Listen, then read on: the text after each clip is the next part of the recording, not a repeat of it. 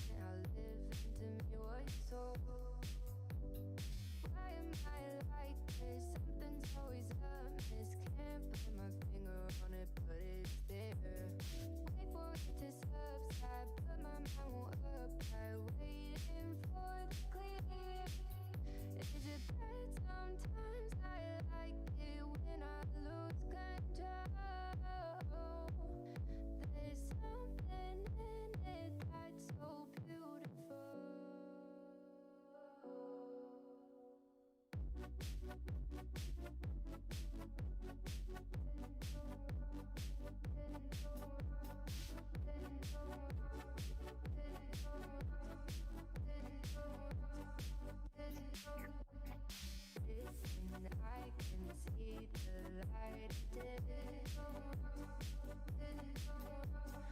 I can also see the bones decay. I don't know what else there is to say.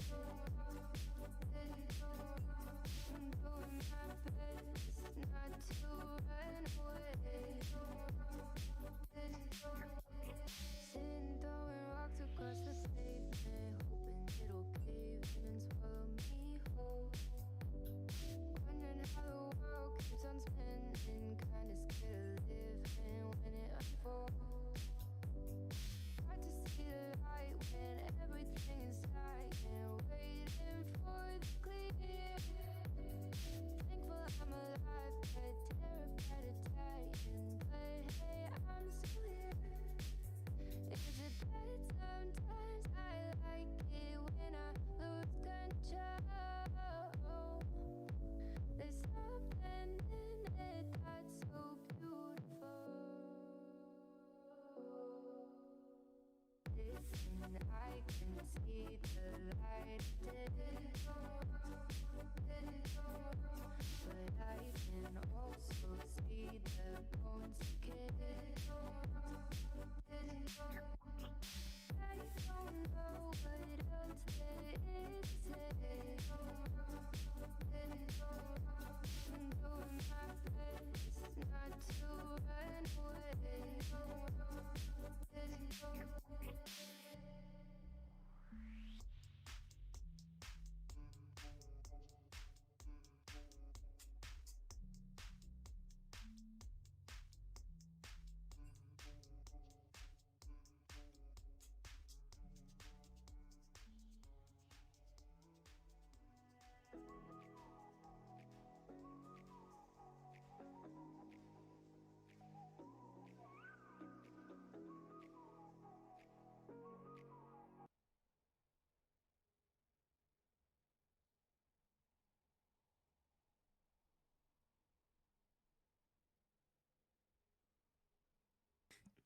Muted on my end. Excuse me.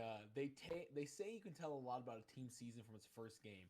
A team that stumbles out the gates may never regain its footing, while a team that takes a solid first stride may never look back.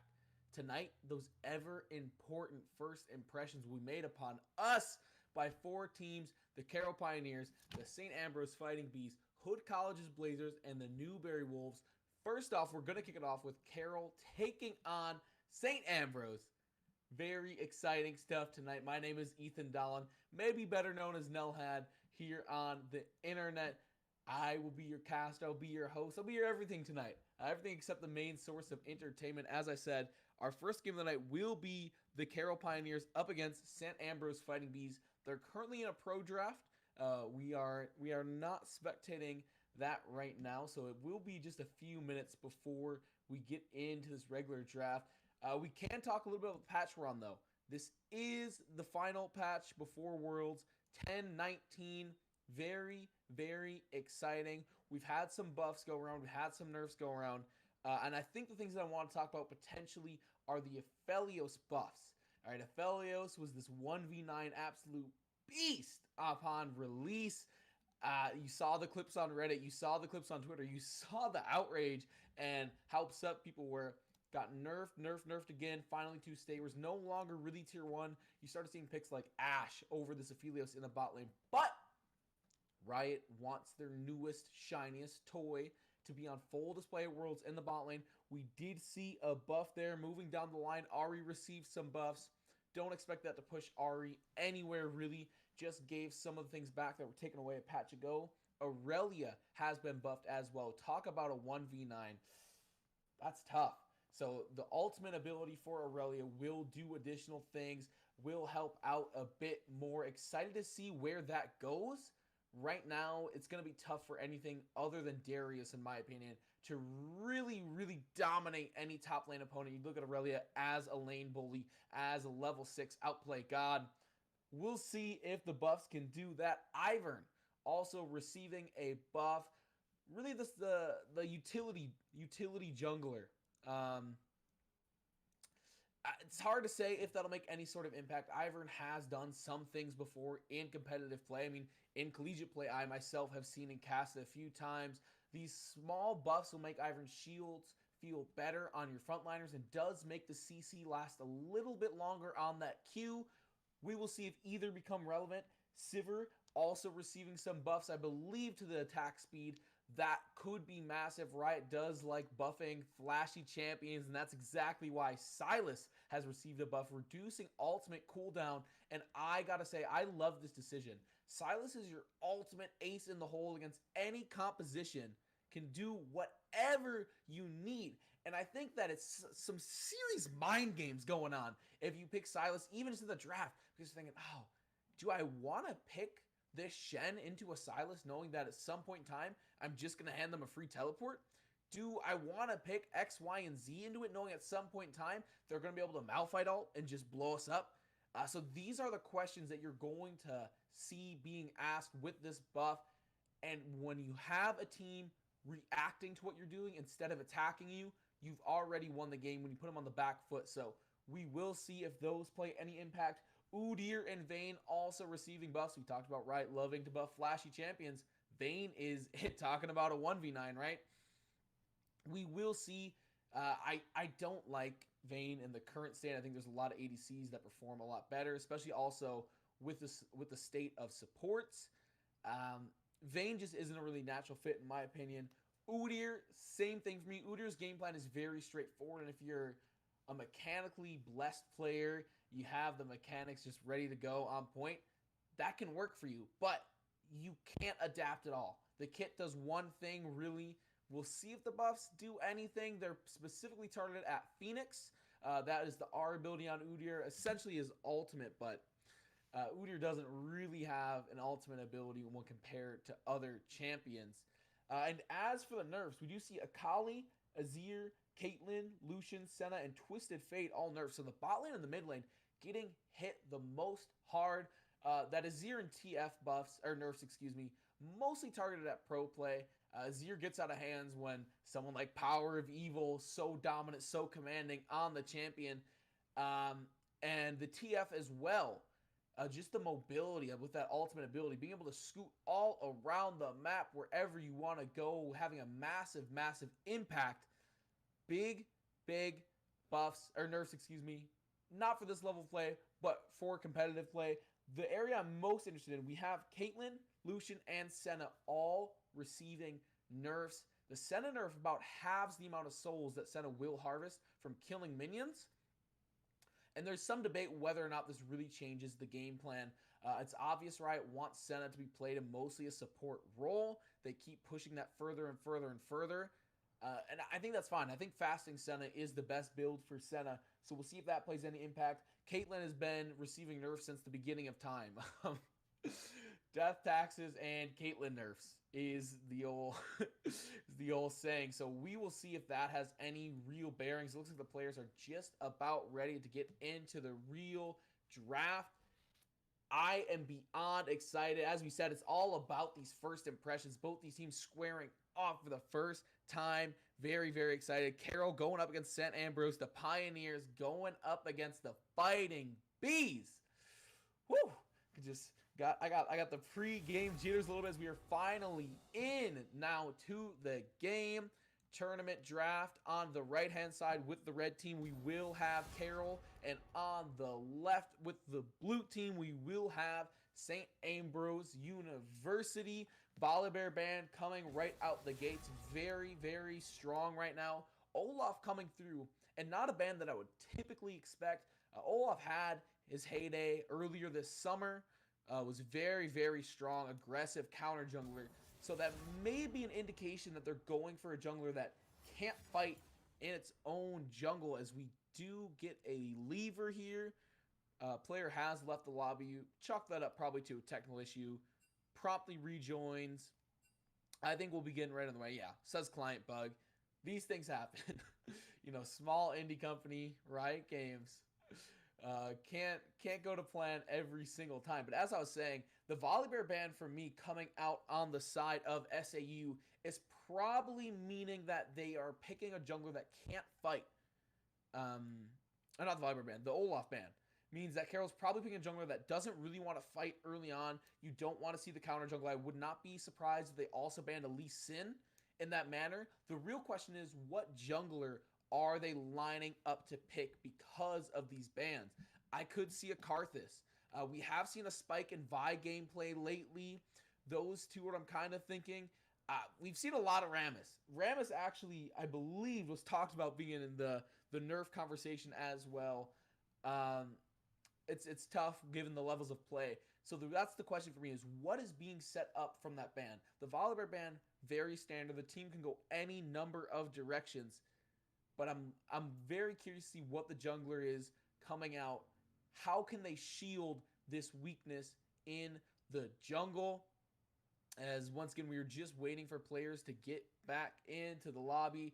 Chat, how are we feeling? We are flying mostly blind information on these teams, but based on mascot alone, are you going with the Pioneers? Are you going with the Fighting Bees? That's what I want to know. I need the predictions in chat, as it looks like we have rejoined and then left again. Another rejoin. They're just getting the order correct, I do believe. Matters for position. Of course, you go LCS positioning. Top, jungle, mid, bot, support. And we should be ready to go here. But yeah, let me know in chat. Fighting Bees, or are we going with the Pioneers? Personally, I'm allergic to bees. So I'm going to go with the Fighting Bees. That will kill me in an instant. I can't do it. Name alone. Name alone. But we'll see as we were once again back in the picks and bans. We're going to see the Volibear. Same. As we said, they did do pro draft. We just were not able to see that. So we will see the same bands. It will be Volibear followed up by an Olaf. And the rest is unknown to us at this point in time. Taking their sweet time with the Volibear band, though. Making a sandwich or something. Buying time for someone going to the bathroom. There is the Olaf ban. Next ban on the clock will be over. What is SAU going to get rid of here? They haven't revealed their hand at all with that first ban being Volibear. As you said, very strong in the meta. It's something that you might just not want to play against. I think that's mostly a sign that you want to win through your bot lane. I have been dove countless times by a roaming Volibear in the bot lane using that ulti. Bar does come off the board. A phenomenal support, does have a lot of different ways to engage the opponent.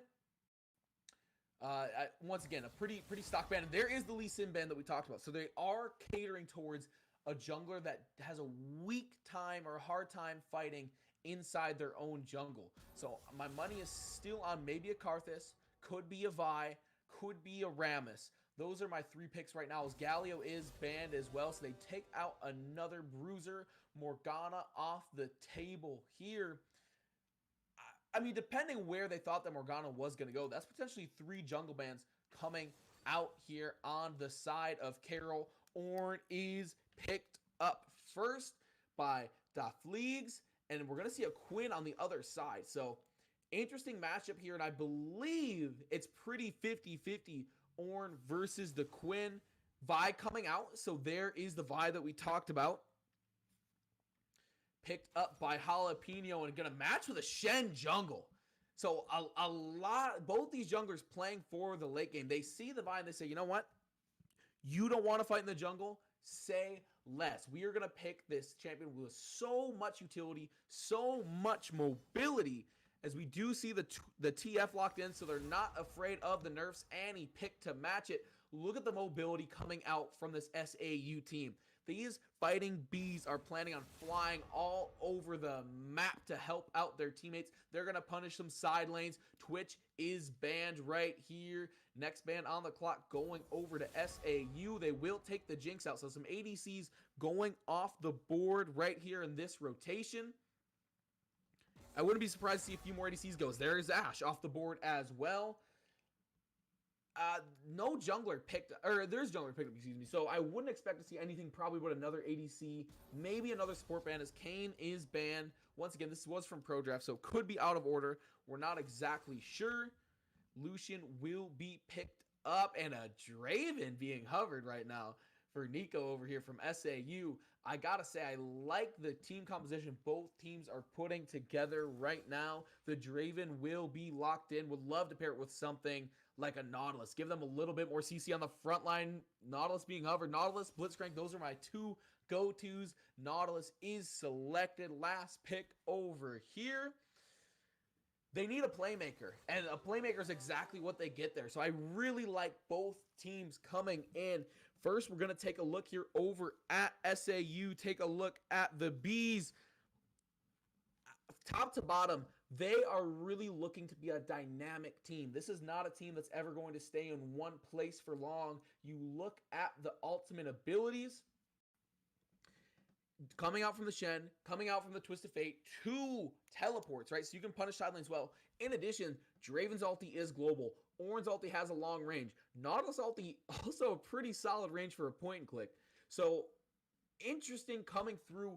SAU is really trying to make some cross-map outplays, and you better believe that if you pick a composition like this, that they have some trust, they have some faith in their shot calling ability. And we contrast as looking across the board here, and Carroll, the Pioneers, are coming out with a composition that has the ability to get picks and has the ability to team fight well. You talk about Annie saving that stun on the 3rd activation of her ability to drop down Tibbers in a massive group stun. Absolutely massive. Vi can do a lot in a team fight, knocking up a lot of people. Most importantly, if you can ult those priority targets in the backline, if you land your ult on the TF, if you land your ult on the Draven, that can end a fight very quickly. My big concern is this Lucian and this Quinn. Lucian, very infamous for falling off and did just get nerfed a little bit. You have to capitalize on Lucian in the early game. So I'm going to expect Vi piloted by Jalapeno there and Annie piloted by Midnight Rook to really be in the bot lane. They need to try and take advantage of this Lucian strength any way possible. And that's going to leave Quinn, who's extremely squishy, on an island in the top lane. Exactly how Ornn and Shen want it, piloted by Defleegs and Nate Mack respectively. I'm expecting to see heavy focus coming out from the Pioneers on the bot side. Conversely, some heavy focus on the top side coming through from SAU. But the beauty of SAU's comp is they have 2 teleports cooked in, baked into their ultis. 3rd one most likely coming through on Ornn. Their mobility is just going to be so hard for Carroll to stop. And that's really what I'm looking to see. Can they abuse how they drafted, right? This is all good and well. Drafting well is phenomenal. Scouting your team, all that is great. And it can when you, the early game community portions of the game, how do you execute? How will each of these teams, how will each of these players go out and execute? Because, like I said, SAU's comp is looking very strong, but they need a shot caller. And not only that, they need their shot caller to make good, correct, and apt calls. So if they're not able to maximize the use out of the Shen ulti, out of this TF ulti, they're just sitting there and they're wasting them. If Carroll can force big 5-on-5s where the mobility doesn't matter, that is where they're going to live and die. Keep an eye on this Lucian and how Lucian can transfer this momentum from the early game into the mid game. That's going to be so vital. Can they get Lucian going? And can Lucian carry some ounce of momentum into the later parts of the game, even into the mid game? Those are the big questions on my mind, chat. After just seeing these picks and bans, who are we going with here? I see a SAU comp looking strong in chat, and they absolutely are. I really love the addition of the Draven. Another global ulti that I think people often forget about. If you're in the top lane, there's very few players who have the wherewithal to say, oh, I'm low, I need to worry about this Draven ulti. They're going to be thinking about the Shen. They're going to be thinking about the TF. Will they ever forget about the Draven? Will Nico be able to pick up some kind of cheeky kill? Top lane or mid lane, cross map with that. Very excited to find out, as it looks like our spectator delay has elapsed. We are going to move into game here very shortly. We'll take a quick pause at the 5-second mark just to sync up my spectator client with the producer spectator client. But other than that, we are locked in for probably 30 minutes of some exciting action. It could go long, it could go short. You never really know with a game of League of Legends, like cracking open a box of chocolates. But the one thing is certain is that every chocolate in this box looks good. Every outcome here is exciting in my mind. If you're a fan of League of Legends, we have loaded into the game on my client here. And once we start rolling, I will take a quick pause at 5 seconds. If you're just joining us, we've got SAU, we've got, oh, Carroll, I was side against Saint Ambrose. Those are the same schools. I am paused at 5 seconds, and once I get the go-ahead from the producer that they're also paused at 5 seconds, we're going to count down and play this game out. It should be an absolute good one. Like I said, the Fighting Bees going up against the Pioneers. We are looking at a good game ahead of us. Quick note to my producer, auto cam is on automatically. Don't even have to move the mouse. It's all good.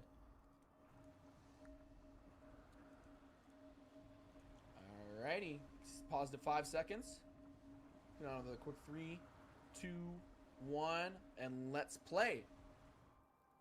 As we see both teams coming out here. And it looks like they're going to try to set up the wall here on the red side, coming out early. Very excited to see if some level 1 does come into play. But it looks like SAU says, yeah, we're not about that noise. We are going to send everybody top lane.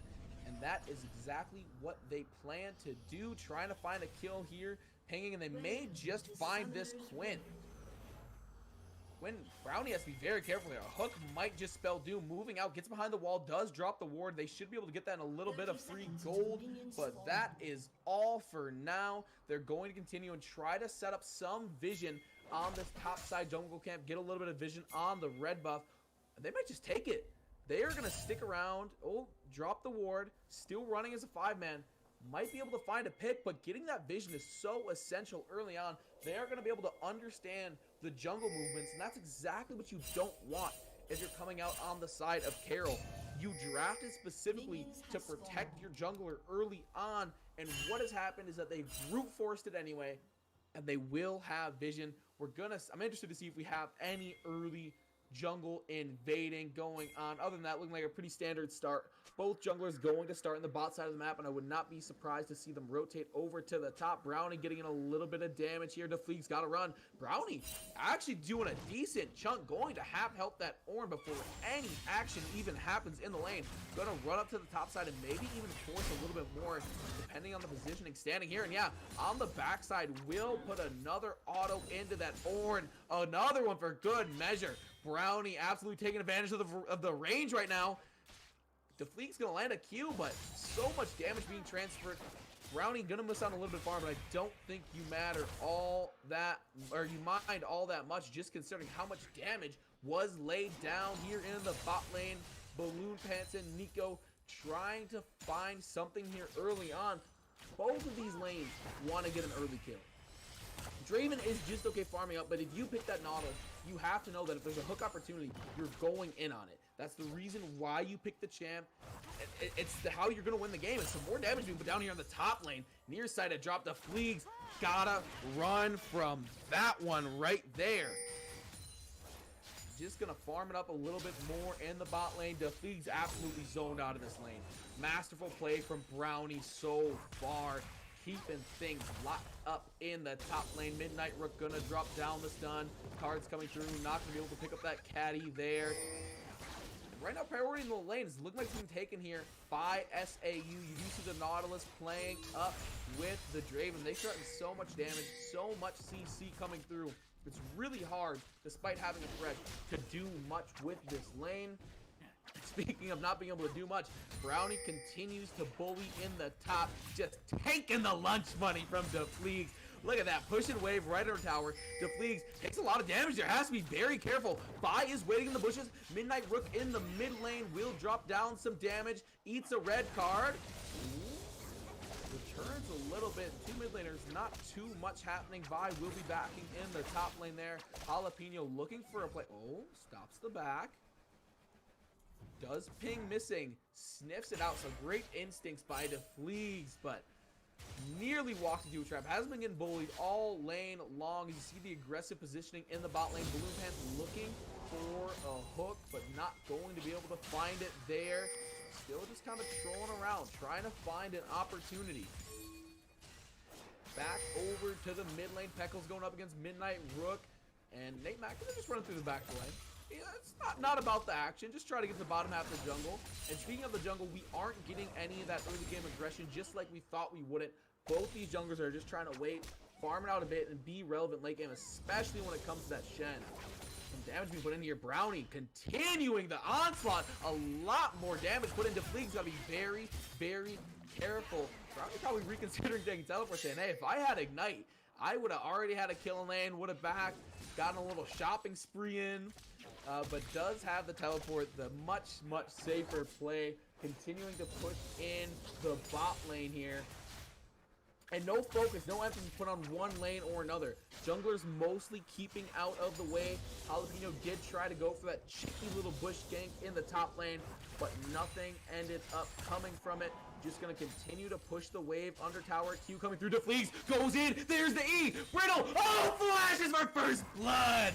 Defleeks says, I'm tired of the bullying. Gets in there and spills a little bit of blood. Gonna scoop up some coin as well. Wow. Backing here to Fleegs. Big play, and it's gotta feel cathartic to be able to get that kill after being bullied so hard in lane. They're gonna continue to just push this wave into the bot side. The Fleegs on that back will be able to purchase a full Bomby Cinder and a Ruby Crystal. So it's gonna be a lot harder to deal with. Coming back to lane here as Brownie will buy 2 long swords and a control ward. So control ward's a smart play. The Shen gank will be able to get you with that E coming through, applying the taunt, and Defleegs just going in. Look at the damage. Brownie kicks off, trying to farm up a little bit. Defleegs all of a sudden becomes the aggressor in this lane following that first kill. Balloon Pants trying to find something here. They're just going to walk back lane, and they have Vi caught out. If they want to collapse and chase this opportunity, it doesn't look like they will. Vi's going to start the counter jungle. Jalapeno playing a little bit aggressively. Might just be warding the back pit here to set up for a dragon attempt, but it looks like that is exactly the case. The first dragon on the board will be a Windrag. Midnight Rook still trying to push into mid lane. Will get a card there off of the burst of 3.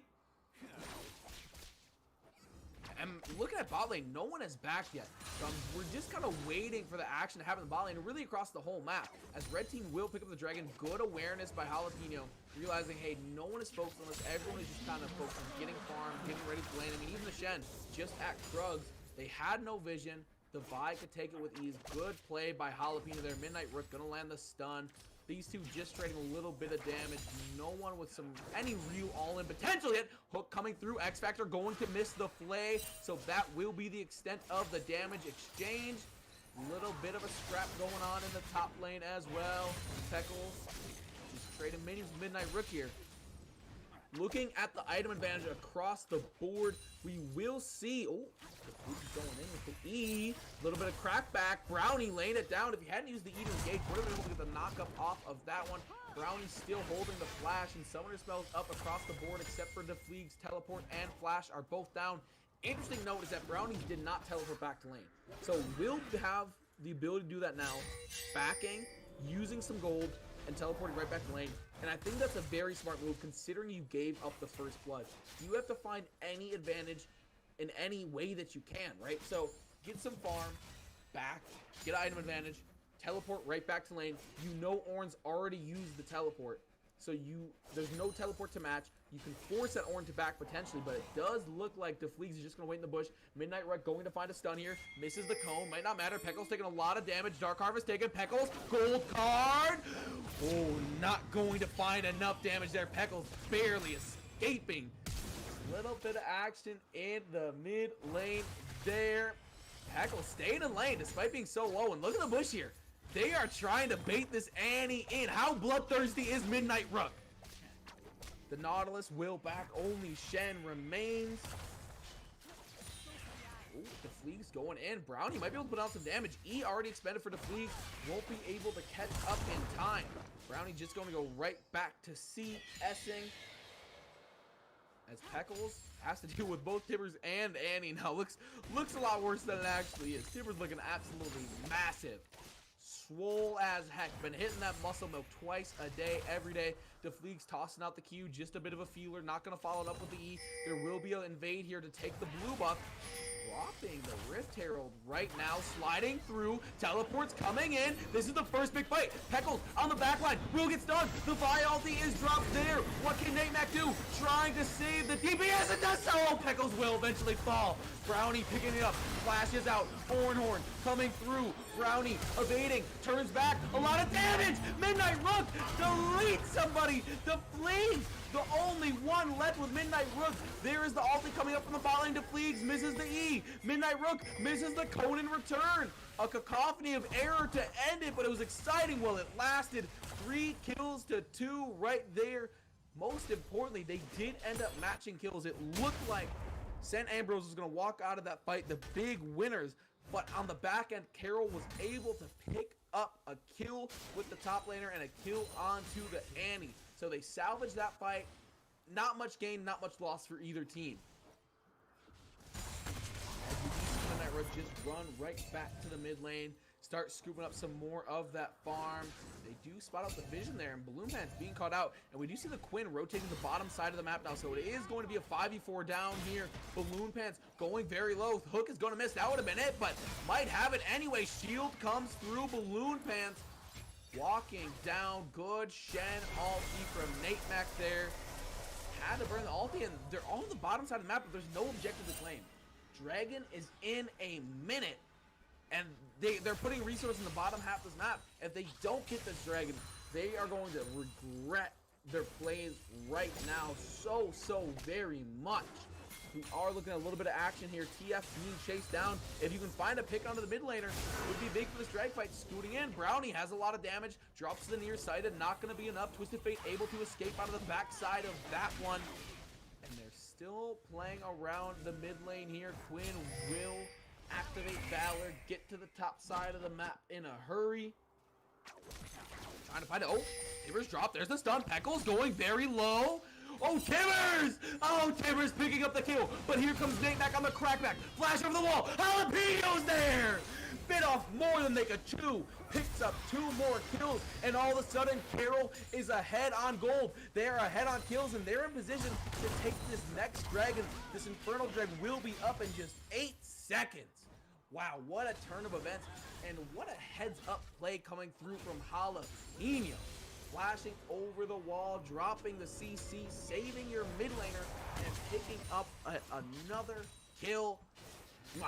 Masterful play coming out from Carroll right now. Teleport coming through onto the drag pit. Vi will get chased off with that. They come over and they're going to be able to steal the dragon. So big teleport from Defleegs. Great awareness. No smite, but they're still able to scoop up that dragon. Has to feel bad if you're Jalapeno. Did everything right there. Just couldn't scoop up that one ward that allowed Orange to teleport in. It looks like they're gonna push mid lane here. Nope, Defleegs thinks about it for a second. We'll just keep heading up to the top side. Peckles trying to get that plate. Will do so. It's 160 gold put into their back pocket. And not 160 gold they desperately need. I mean, if you look at the farm differential in the mid lane, very close. Top 6 difference. The real big farm differential is in the jungle right now. NECC trailing Jalapeno so far. Ulti coming through. Peckles in so much trouble once again. Able to land the gold card there onto Tibbers. Will slow the assault for just a moment, but Peckles got to be very careful sticking around. Tibbers and Annie showing up here. Peckles does not have the flash just yet. Will heal with the fruit. Jalapeno's clearing some wards in the mid lane, looking to set up potentially a play right now. Midnight Rook has absolutely taken control of this mid lane for the time being, but if you are Saint Ambrose here, you have to just stay calm, take a deep breath and say, all right, our mid lane is starting to lose, our jungle is starting to lose, but those are our 2 utility positions with teleports.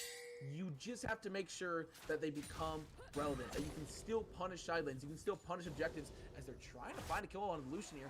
Hook will not land, so it will not matter there. Turret plating falling here in just a moment. We do have our next Herald up in a minute.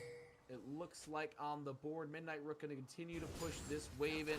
Next drag will not be for another 310. As Defleegs starting to push in. You feel the momentum shifting a little bit in this top lane matchup. 2 kills for Defleegs. Does have the Sunfire Cape. Ornhorn coming through. Here's the teleport. This is what we're talking about. Punish the side lane. Teleport coming in, hits the goal line. Hook, hit on a Nico, gotta run back, goes solo. Flash coming through, good block of the ulti. Midnight Rook coming down. There's the hook, but all it's gonna do is get the Nautilus killed. Double kill in the bot lane, but they're gonna start pushing here in the top lane. A little race for the first tower. Jalapeno charging up, goes in, does hit the Fleegs, going to take a tower shot as well. And they should be able to scoop a first tower goal in the bot lane. Carrol with a slow start, but man, are they sprinting now. Came out of the gates a little slow. They have picked it up, and they will scoop up this first tower goal. This Annie is getting bigger and bigger, and the same has to be said about the Lucian. That was our big question mark coming into this game. Would the Lucian be able to get enough momentum in the early game to be relevant in the mid to late game? Right now, the answer is unequivocally yes. They are on the Rift Herald. Jalapeno's objective to control once again on display, taking it with Brownie. This team is looking tough to beat. We did see the power of Peckles, though, come through there to teleport to the top lane. If they can continue to punish those side lanes, I think they have a shot to come back into this one. But they have to start playing as a more cohesive unit, trailing 2K gold early on in this one. We're 15 minutes into game number 1 in this best 2 out of 3. If you're just joining us, we've got, oh, that thought for a second. E coming through to Fleet. Brownie dropping a little bit of damage. As Nautilus coming in here looking for a gank, coming through, able to ult, not before they add, and he gets the kill, so it's not even going to matter. He uses the ult by looking at the top lane. We're talking about cohesion, right? It is on display here. They are setting up plays across the board, charging up here. Vi will not be able to find the kill. As I said, if you're just joining us, we do have SAU on the blue side going up against Carroll on the red side. This is game 1 and a best 2 out of 3. Brittle being dropped, and here comes the 3-man tower dive onto the tank. The Fleegs will get stunned under tower, not having much of a chance to survive there, and they do it with ease. My goodness, the cohesion on display once again. They are playing so well right now. They claim another tower on the top side. Mid tower being sieged right now. Here comes the Thresh. Lucian showing up to the party as well. Hook going to find a target. That's big. The flame. Peckles goes golden. Lucian ulti coming through, eaten up by the rest of the team. Shen will pay for the mistakes. And they will scoop up yet another kill. That gold lead growing and growing, nearly 3.5k right now. Blue turret will go down. Peckles scooping up some farm in the mid lane. The next dragon is up, and the only team that should really have a claim on it is Carroll. The Pioneers playing some excellent League of Legends right now. This dragon should not stick around for long. Teleport coming through. I think it's going to just be too late. Coming through is the TF, and Nautilus is just going to die behind the drag pit. But here's NECC coming up with the teleport. They may have a shot on this one. They have a smite in the pit. It's a smite fight coming down. The Vibe picks it up. Another drag for Carroll. NECC goes down to the back of the pit. They're onto the Nautilus here. Balloon fans going to go down. Ornhorn coming through from the back line. They will be able to pick up a shutdown gold there. Ooh, Jalapeno gotta be careful. The damage from Timbers. It's not even gonna matter. Jalapeno still going with the Fleegs. Brownie and Midnight Rook in tow. The Fleegs trying to escape with their life. Charging up. Uses the E. Turns around. Riddle not gonna find its target. The Q off target as well. Another death for the Fleegs. 14 kills to 6. A 4k gold lead has just been blown open out of nowhere. SAU is looking for answers, and they are simply not finding them right now. Woo. Big fight there, and actually a solid job by SAU to get onto that objective to contest it late. But late is the key word. There's a little too late. I think that's probably an objective they should just let go. They'd be sitting with 3 less deaths now, a little bit less gold in the pocket of the Pioneers. I mean, you see what Brownie can do now. How strong they are. Brownie can just stroll into the enemy jungle, say, yes, please, I will take this red buff. Factor, caught out. Look at that, NECC running away from just the support. Granted, probably the smart play. You don't know who the rest of the team is, but it's going to be tough for SAU to climb their way back into this one. I like their use of the Shen ulti there. We just need to see a little bit more cohesion. Stun coming through. Midnight Rook. There's the TF coming in. They will be able to find Shutdown Gold onto the Annie, and they give it to the Ornn, but Shen coming back into the fight will die on the back, and probably the mistake is just get out. The rest of the team is there to secure the kill, but at the end of the day, you do get the Shutdown Gold. That is a win for SAU. They just have to do something with it. They need a few more of those plays, get a few more picks. Jalapenos continue to farm it out as Peckles will push in and probably get the top tower. Jalapeno responding, going to pick up the minions, so top tower will stand for the time being. Quinn pushing in that bot side. We'll see if there's any response. Right now, they're pretty out of position to do anything, but they will try to find a kill onto the spy here. Hook not going to hit, going wide left. Shen finally respawning now, going to get back, and might still find the kill on the spy. They're looking for it. Balloon Pants just going to come up to finish off the tower. Red tower will go down. 3 bot lane to respond to the 1 Quinn. They will save the tower, but at what cost? Losing a lot of pressure across the map. You got to be careful here. X Factor might be able to find a pick, not going to be able to do so, just not quite in the correct position there. But we have hit 20 minutes. Baron is on the table. How do you approach this if you are Carroll? Baron is one of the few ways that you can really throw this game. On the other hand, if you do hit it, it looks mighty easy to finish this game. Personally, I am a fan of the slow roll. Don't take an objective unless you really, really need it. They're doing fine across the board right now. They can secure this 3rd dragon, putting them at soul point. But the issue that is, this Lucian will fall off. Lucian just stops at a certain point, and this Draven will not. The damage is just going to grow exponentially here on the side of SAU, and there might not be much that can be done about it. We will see how that develops. If they decide to make a Baron call here, asking for some assistance from the mid lane. You don't want to get caught out here with Baron on the board. That is the big, big issue. You just absolutely cannot get caught out with this big of an objective on the table, and it looks like they might just go for it. Annie with autos. This is a Baron call. This is probably the game, ladies and gentlemen, on the line. Ornn in the bot lane does have teleport available. They're going to have to do something here in a hurry. They could just be baiting it, and the stun coming through. It's not going to be enough. Peckles walks forward, is going to die. Draven ulti coming through. Will get down a little bit of damage onto the front and the back line. There's the Lucian ulti. The front line might not be enough to hold. Ornn coming through. Defleegs is all that's really left. Gets the brittle stacks down, but not enough to finish. Here's Nico coming through. You got to find a lot of damage. It's just not there. It's just not viable. All that's left is the Ornn and the Shen, the tanky frontline. Shen might find a kill, won't get quite enough damage. Defleegs out on the bot side of the jungle. And when the dust settles, they found a kill onto the support, but they do enough damage across the table to keep Baron on the Rift.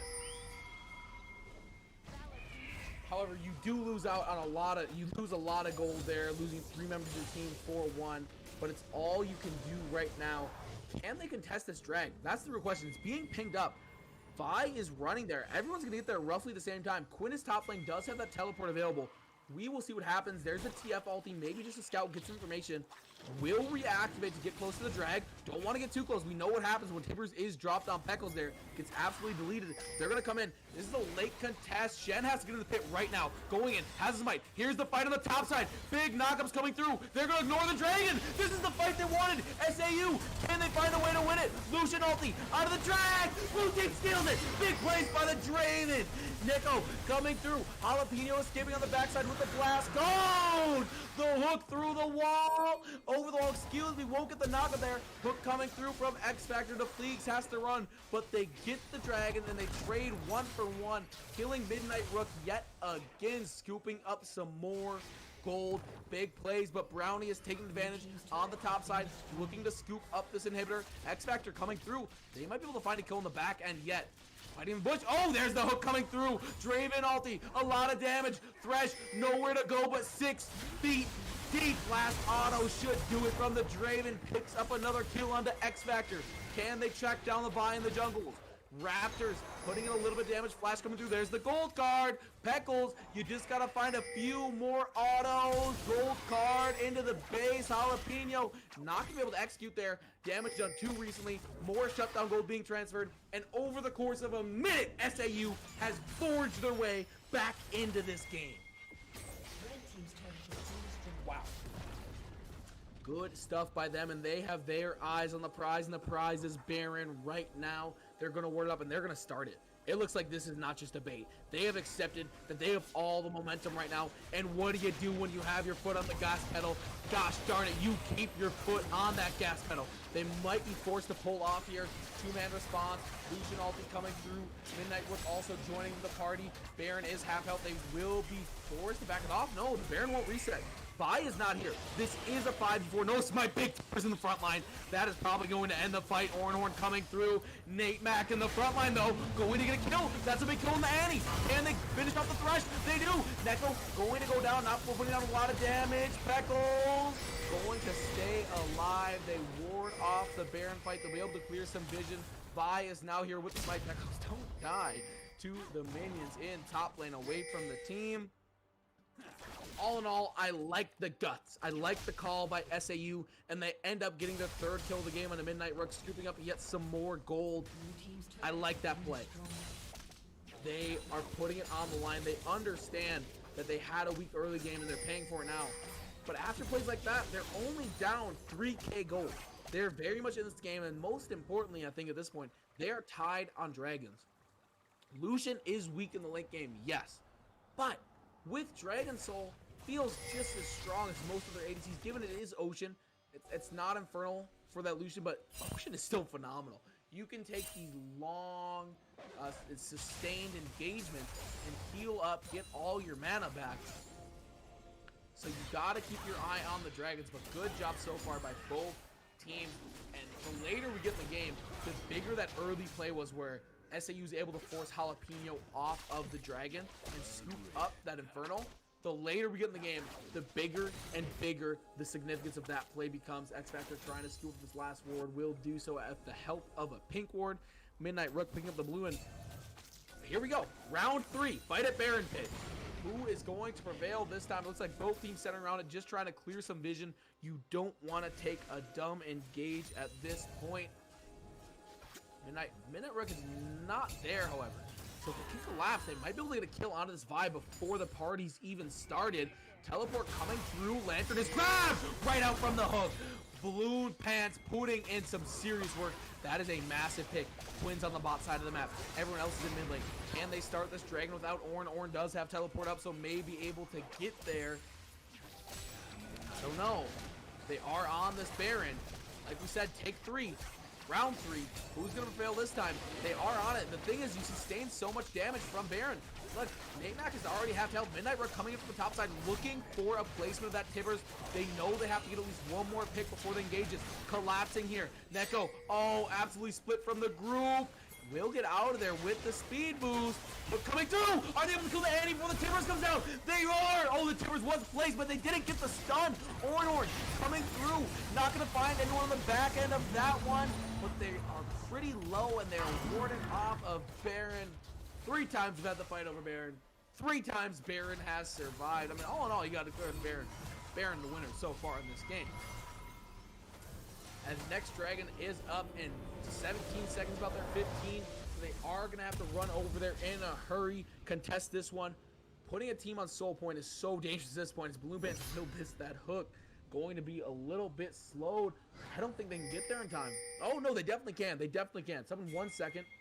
Shen just hanging on the back of the pick. They're looking for a pick here. It is NECC against the world trying to pick up this steal. Does NECC have a heroic moment? And then, oh, the Lucian will pick it up. Neither smite gets it done. Gold card being dropped onto the Lucian there. Flash is out, and they'll get the dragon and escape absolutely unscathed. Baron being pinked up here, though. Do they feel like enough resources were invested? The Fleek's going to upgrade an item there, and Ornn looking absolutely massive. Has Infernal Mask, has Forge Fire Cape. Lich Bane has been built, but the Molten Edge being the upgraded item put onto the Draven is absolutely huge, and they have their chance to go for Baron. everyone back. They had a real shot. They let it go. SAU in the VOD review, I think, is going to be looking at this moment and say, hey, what did we do after they backed, after they took the Dragon? And they're going to go onto the Baron now a little bit late. Whatever the reasoning is, and I like this play here. Hide in the bush. Absolutely just bait them. If anyone face checks this bush, it's going to be over. Almost no one on the team can sustain that kind of damage. That is a one glaring weakness coming out from the side of Carroll. They don't have a real front line. They are going to back off. They don't want to take the bait and risk dying. Well, Baron is on the table. Falling back here in the bot lane, and they're going to take Baron. They're at least going to gain vision control of it. The good thing is you do have a Twisted Fate who can always grant vision with that ulti. Gold card under tower, absolutely massive. Nearly picks up the kill. Gotta be tempting for Peckles to ult here, but does it? Oh, Brownie, oh, gold card over the wall. They don't have the ulti anymore to get vision around Baron, but it might not matter. That pick is absolutely massive. And round 4, once again, around Baron. What's gonna be done here? Midnight Rook has the stun up. Looking to find some damage here is Defleagues. The collapse coming through. Oh, so much damage. Orn over the top. Shutdown gold. That's the ADC gone. X Factor gotta run. Being chased by Peckles. Oh, the blue card. Not gonna be able to hit the gold card from jump. And they are gonna rotate to mid here. They do get the pick onto Lucian. They're gonna say, we don't need the Baron at this point in time. It's too risky to call. Let's get the guaranteed gold. Let's get these towers. Let's back off. Slow, patient play from this SAU team has rewarded them the gold lead once again. Defleagues, you gotta be careful there. Uses the E into the wall, trying to bait around here. They're gonna scoot around the backside. What a play here. Oh my gosh, SAU with some big brain positioning, but it might not matter. The anti-damage, absolutely insane. Sun and his kill, the buy goes down. The anti goes down. X Factor next on the chopping block. And the knives are looking sharp today. Lucian ulti is gonna be too little too late as they get some more kills. Absolutely amazing positioning there. The teamwork, the communication off the charts for SAU in that one. They have come from behind. They were trailing so much gold. I think they were down 5, maybe 6K early on, but they are right back in it. They are in the driver's seat, and they are going to have themselves a free Baron Nashor spinning around their heads. What a series of plays coming out from them. Balloon Pants, Nate Mac, the frontliners there. After being baited in by Defleagues, getting in, putting down CC, and doing some absolute work. Next Dragon is up in 1:30. If you are the Fighting Bees here, you have to avoid giving up Drag Soul. Baron's going on, you're able to push with it, and which can set up a better drag opportunity for you, but you really have to just avoid giving up the soul at this point. You have to contest this. You have to get right onto this dragon that's up in 1 minute right now. Jalapeno on the top side of the map should have plenty of time. Thinking about it now. Gonna back before dragon. Try to get the full items. But just because of the position they're in, they're backing there. Brownie isn't near the vicinity. Gonna teleport in. First dibs on vision will go over to SAU here, and they're doing the smart thing. They are getting right onto this drag pit. They are lighting it up like a Christmas tree. And they are going to have first stab at this drag. However, picking up the Rift Scuttler was big. That's vision that will just not go away for the time being. Peckles going to pop that just to get some vision, I assume. They might be able to find a pick here. Teleports to the mid lane, trying to fight that Quinn. Let's see what they can do with the blast cone here. Maybe a little bit creative. Hook coming through. That's not the target you want. Abilities going to miss. Balloon Pan gets out mostly unscathed. They're playing around this bush, and here is the fight going low as Jalapeno has to flash out. Lucian ulti. Look at the top side of the screen. Brownie going in on the Twisted Fate. X Factor trying to do everything that they can to keep the team alive, but it's not going to be enough. Oh my goodness. Who needs to float like a butterfly when you can sting like a fighting bee? as they pick up another objective. Big Dragon puts them on soul point as well. Next drag getter, will scoop up the soul. Peckles trying to find a kill here. Is just going to use the gold card onto the Caddyman. They still have the Baron buff. They are pushing it right down mid lane, and there's no reason not to. They have earned everything they've gotten in this game. It was a tough fight back. They had a pretty ugly early game, but they stuck around, and you got to attribute some of that to Lucian falling off. I think it's not even that there was any poor play. It's just Lucian's not doing as much damage as Draven, and that's just it is what it is. Lucian falling off in the late game. It's something that you know when you pick the champ. Turret will be picked up here. They're looking for a fight. X Factor might be caught out here. Gold card coming through. X Factor stood absolutely no chance. Wow.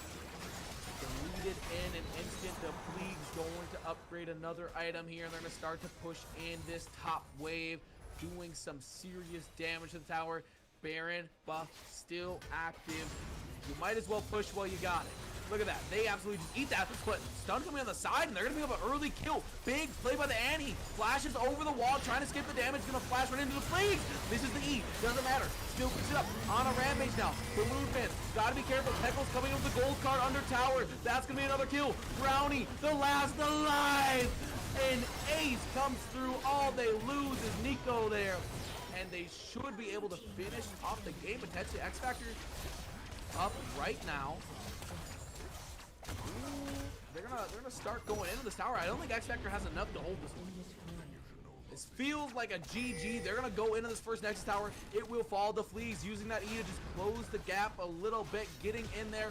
Hook coming through, not gonna jump in on it. The Nexus is under siege. SAU gotta wipe themselves off after that one. A bit of a dirty start, but they clean it up in the second half to secure the game 1 win. These Bees will start the series out up 1 game to none. Good start by the Bees. We look at the stats here. Just some great play by the Fleegs. 8, 2, and 16. 16. A lot of assists coming through. And you just talk about playing against an Ornn come the late game when you get the ornaments on your other characters. Excuse me, gotta take a sip of the water quick. You get the ornaments going on other characters, and it just becomes harder and harder to come back, because there comes a point where you're saying, yep, my items are just statistically better than yours. I don't care that you're up gold. I don't care you're up objectives, because in a 1v1, you know what matters? My items are better than yours. We saw that play out. We saw Peckles use the ult to amazing effect. I mean, absolutely great stuff coming out from Peckles. If you're the Bees, you got to be very happy with your second half performance. You clean up some of that first half, the mishaps, the mistakes.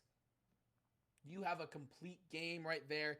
If you are the side of Carroll, if you are the Pioneers, you look at the early game and you forget everything else that happened. You say that right there, this chunk, this early game, the first 20 minutes, we need to repeat that, but the whole game.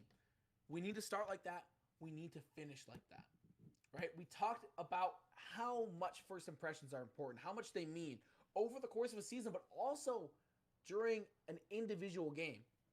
If you come out hot, you've got to keep your foot on the gas pedal. Duct tape it to the gas pedal if you have to, but do something. If you let up on the gas, let another team in the game, you're going to get results like you just got. I think that they need to play a little bit more with each other. The end of that game kind of looked like a solo queue game. It seemed that there wasn't a ton of communications. Obviously, I'm not in comms, so I have no idea. I would look to improve the communication going forward. SAU was just on another level, coordinating their ultimate abilities in the end. And it was the opposite in the early game. So they just have to take that bit of early game, put it into the late game, mix it up a little bit, set it in the oven, 350, preheat that bad boy. You have a win.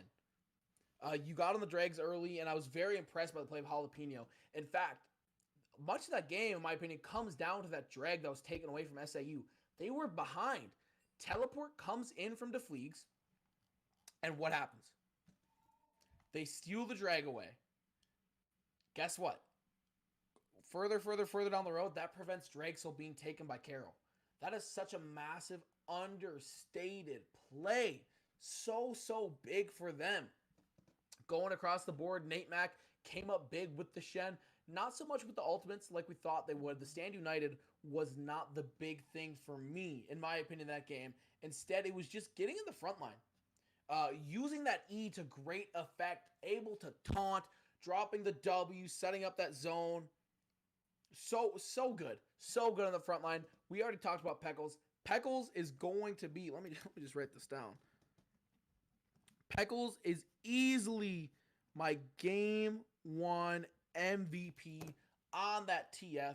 Played absolutely amazing. Nico there. I believe it's Nico. Could be Neko. I think it's Nico. Potentially named after the champ. Also playing great on that Draven. And we talked about it, right? We did see the Draven ultis become a factor. Before the game, I brought up the point about they have a global-oriented composition. They want to do a lot of things. They want to punish side lanes. Multiple times, we saw Draven be in a fight that Draven had no business being in just because, hey, you know what? Whirling Death. What's good? I'm across the map, but I'm still picking up assists, still picking up kills. Balloon Pants absolutely did their job. Was great on the Nautilus. I love the playmaking ability. The hooks were coming out, and most importantly, the team was not afraid to follow up on the hooks. Right? If the hook hit, everyone else was coming in as well. Like to see that coming through. Got the Tracer mug. See that might be a little blown out. In addition, we got Brownie. I'll go to the other side. Talk about Carroll now. Brownie early on that Quinn looked absolutely amazing. Was zoning the Fleegs out of the lane. Top looked like it had it all wrapped up. The Fleegs came back and did gonna be that first blood. So I love the early game intensity from Brownie. Once again, I think it's a theme for this team. Take what you did in the first couple minutes of the game, transport that over. You gotta keep that momentum going. Because if you can't, you're gonna get results like just happened. Jalapeno had phenomenal objective control. I was never disappointed with the positioning.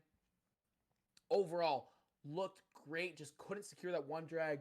And it's not on the play of Jalapeno. That's just a great play by SAU. They recognized what Jalapeno was doing, taking the objective solo, allowing other lanes to push out and farm. They took advantage. Midnight Rook.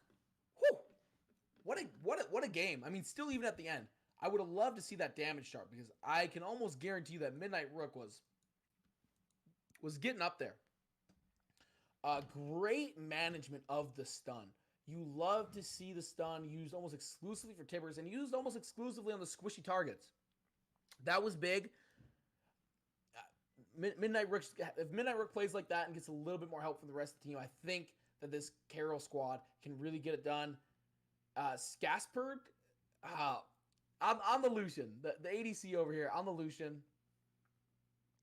was very good in the early game and started falling off. And as we said, that's just the kid of Lucian, right? We knew that was going to happen coming in. I mean, we talked about we're in 10-19 now. Lucian has received even another nerf, so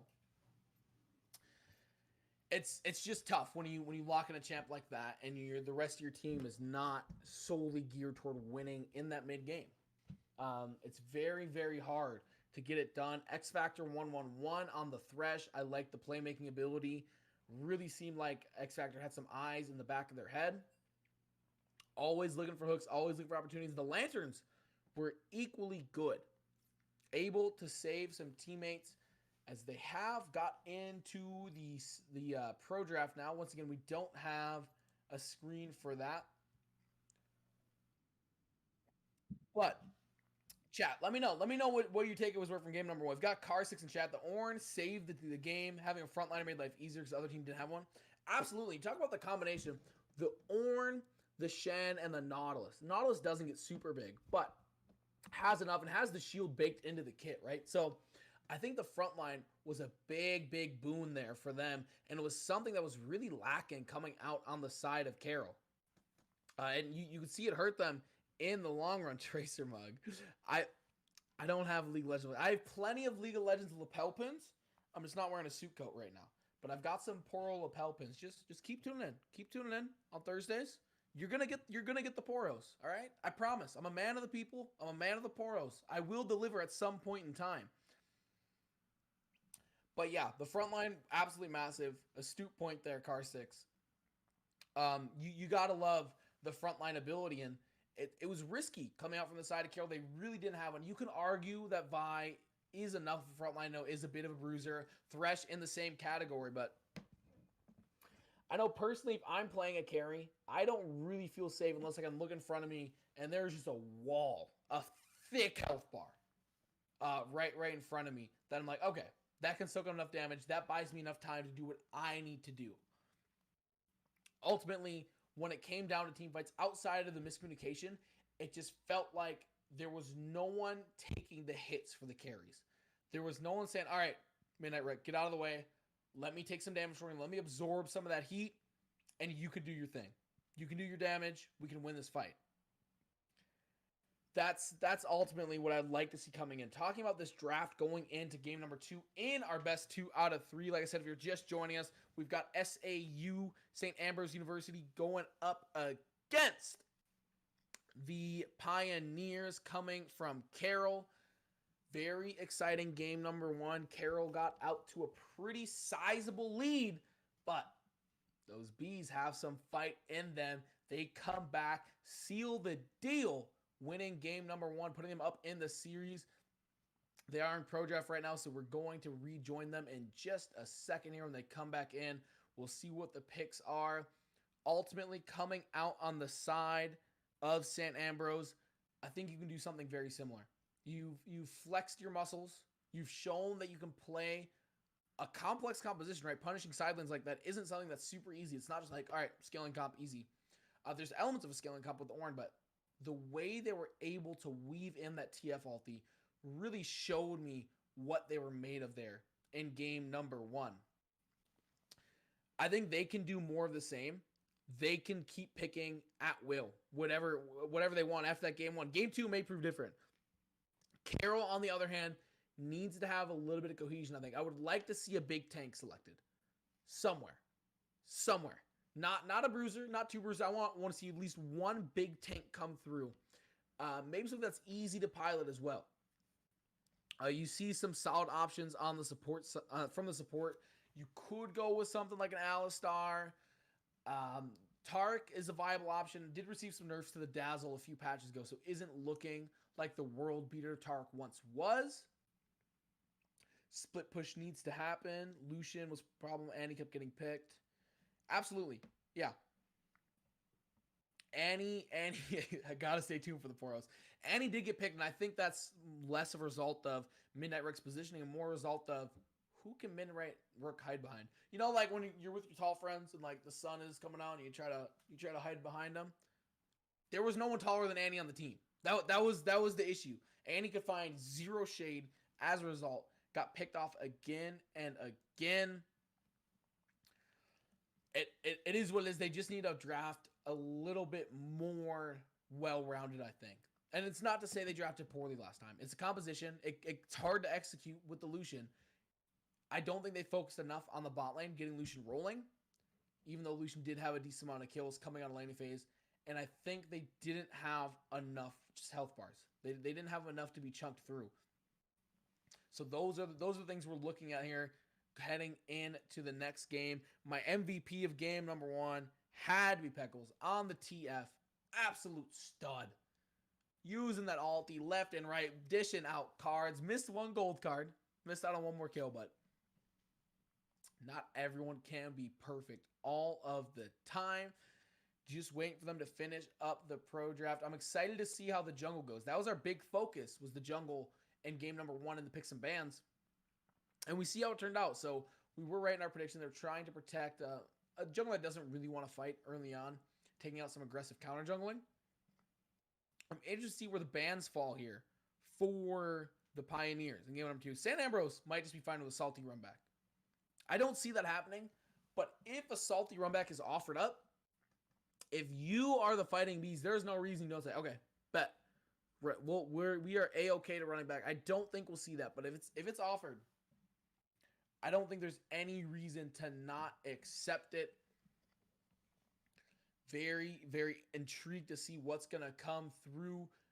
And we talk about the selection of ADCs there. That's where we can land for a minute. 2 ADCs that aren't really like what you see as the meta right now, right? We saw the Draven and we saw Lucian. Lucian is borderline, probably with the nerfs, not in the A tier anymore, maybe in a B.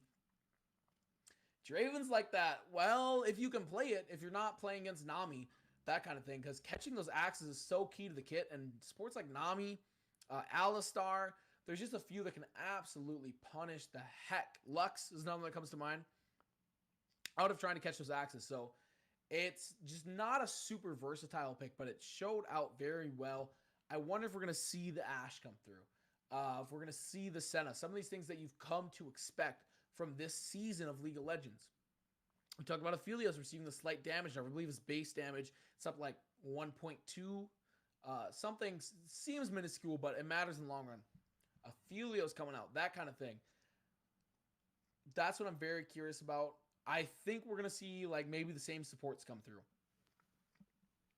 I think that we could see that. Both supports felt very comfortable, it seemed, on both of their respective picks, on the Nautilus, on the Thresh. And I'm also interested to see what Brownie plays. We talk about the necessity for a tank, right? Brownie came out with that. Quinn. Escaped my mind for a second. I wanted to say Vayne. More, it's commonly seen in the top lane. But the Quinn, right? Wanted to use the range for the advantage. Wanted to get the most out of that. And does Brownie have tanks in the known champions? Can Brownie play tanks well? We're going to see. I mean, the Quinn playstyle does not lend itself to any tanks that I can think of off the top of my head. So if Brownie is kind of a one-trick range damage top laner, we'll see if that comes through. But I'd really love to see a tank come out, as it looks like the pro draft is done. We are going to get into our real picks and bans here in just a short moment. Peckle sent the ready in chat, just waiting on the response. Very excited for this game number 2. If it's anything like game number 1, you better buckle that seatbelt. You better get strapped in, grab some snacks and drinks while you can right now. Go. Right now. Look at me. Now is the time. We're at a dead space. You better get something good. And if you do get something good, drop in chat. I want to live vicariously through the snacks that you're eating.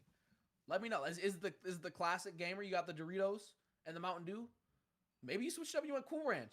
I don't know what you'd be doing on the weekends. But we are into the draft finally here. DeFleeg's going to kick us off with the first ban. It looks like the teams are on the same exact side. Red side on the right-hand side of your screen will be the Carroll Pioneers. On the left side, the blue team will be the SAU Fighting Bees. Olaf, Bard, we're seeing the same bands, and there is the Annie. So they are going to put some respect onto Midnight Rook's Annie play. You like to see that coming out. You say, you know what? That's one of the things in our game plan that didn't go according to plan. TF being banned, some respect shown back.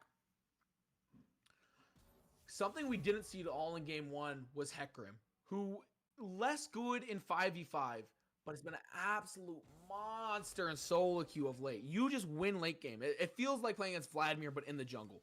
You absolutely just win late game. So I'm interested to see if the horse will make an appearance at all here. Kennen being locked in by Brownie.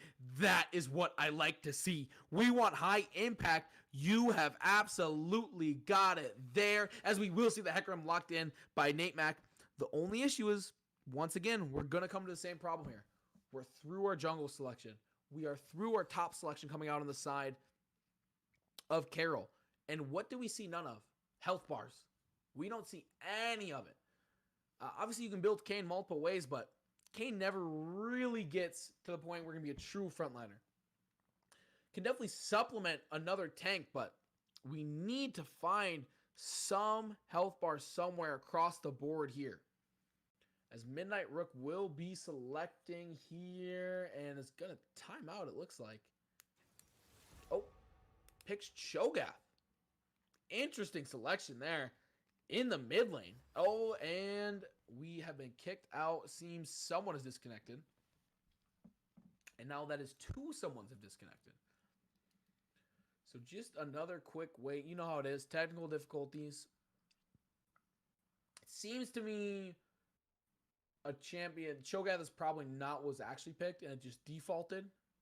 Maybe that's next alphabetical? No, not all the A's have been picked. Maybe that's the next favorited for mid lane there with Midnight Rook. And they're just getting the order again. Once again, LCS order, top, jungle, mid, bot, support.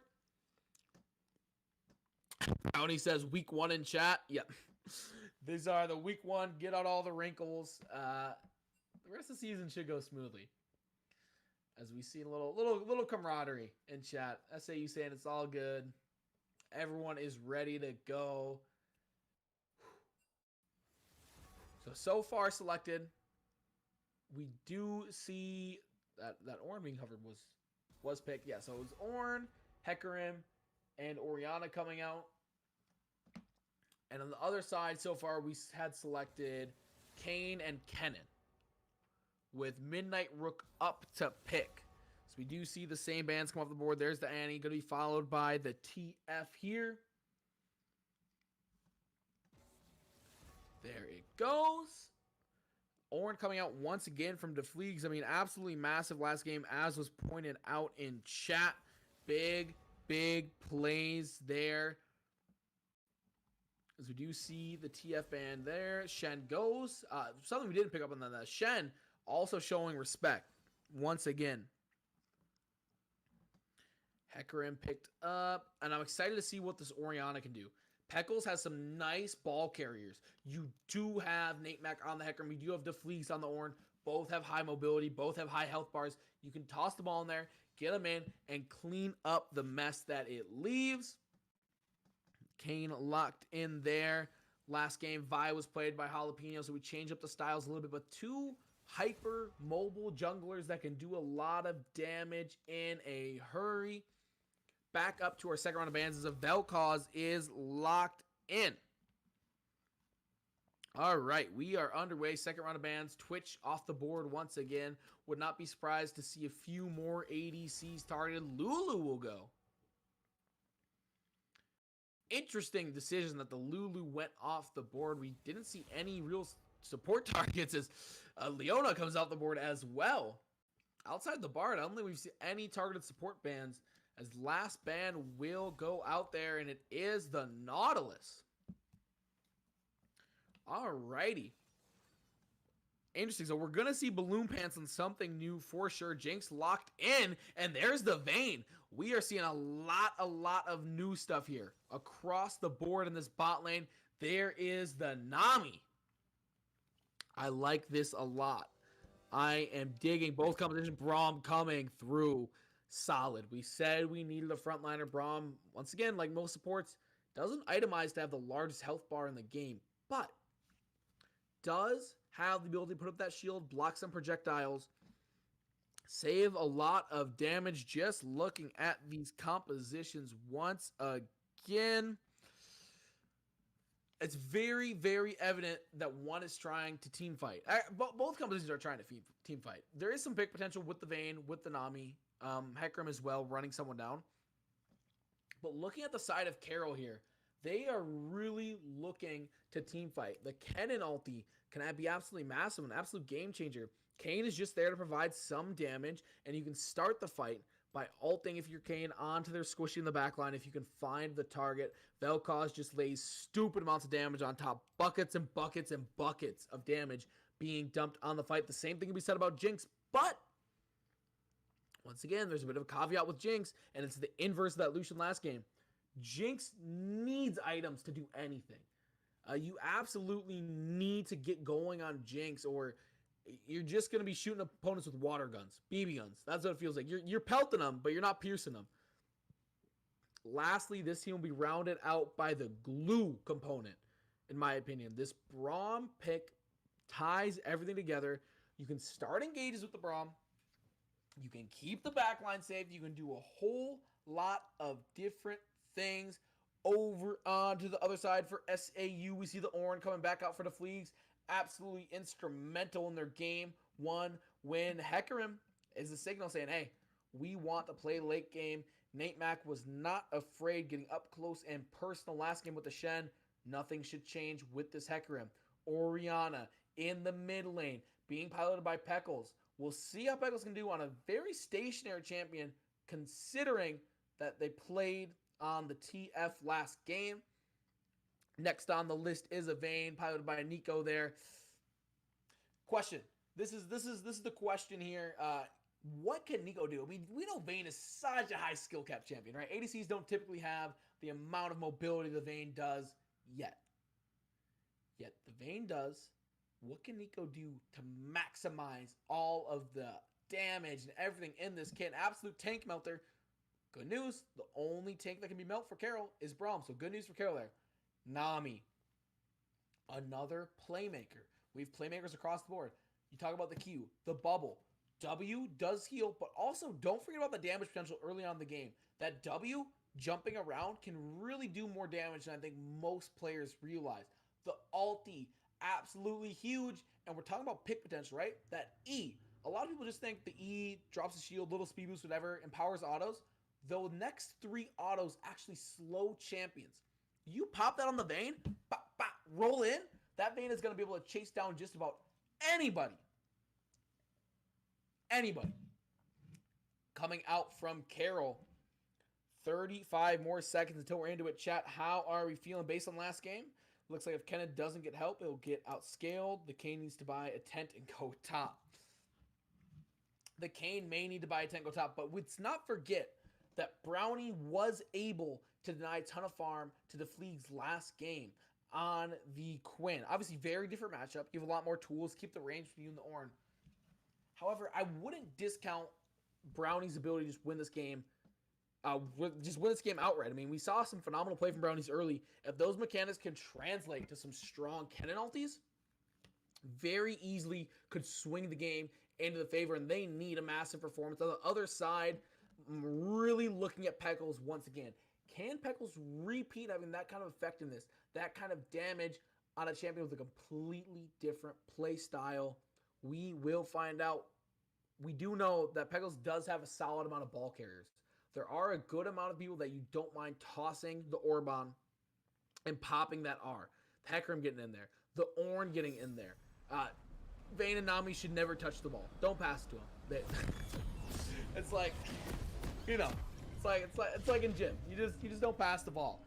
As we are going to pause at 5 seconds here, and once I get the go-ahead from the producer, we will be underway here. We've got game number 2 on the blue side, SAU, and we're ready. We're gonna count it down to start in 3, 2, 1. Play ball. As I said, on the blue side, SAU, the Fighting Bees, trying to start their series with a clean sweep. And on the red side, the right-hand side, for those viewers at home, we are going to have Carroll coming out, the Pioneers, looking to send this series to a third. Looks like they are trying to find some action here, level 1. No better champion in my mind than level 1 than Braum. 2 forms of CC, the slow on the Q, and you get the activation of the passive. Absolutely massive stuff coming through. We'll see what happens. They're trying to sneak around here. Oh, Nico, don't get out of position here. Very precarious. If they can find a kill early on, won't happen, but the whole squad is bot lane. They are just going to back off without even trying to get any vision. Kennen going to back here and get back just in time to run with the wave. Not going to miss any farm, and it looks like both junglers will start. Oh, we see an evade here on the top side. It may have just started to gather vision, but it is free. They are going to run back. So once again, we see SAU extremely smart plays early on. They ward to find out more information about the enemy jungler's pathing, and that's going to allow them to play more aggressively across the map. Heck, if you're on bot side and you see the jungler, oh, hey, on the ward on the top side, easy. Push in. Go for it. You know there's no reinforcement coming. One better. If you're Nate Mac, say, you know what? I'm going to gank bot. I know nothing's coming in. There's no reason to just stick around.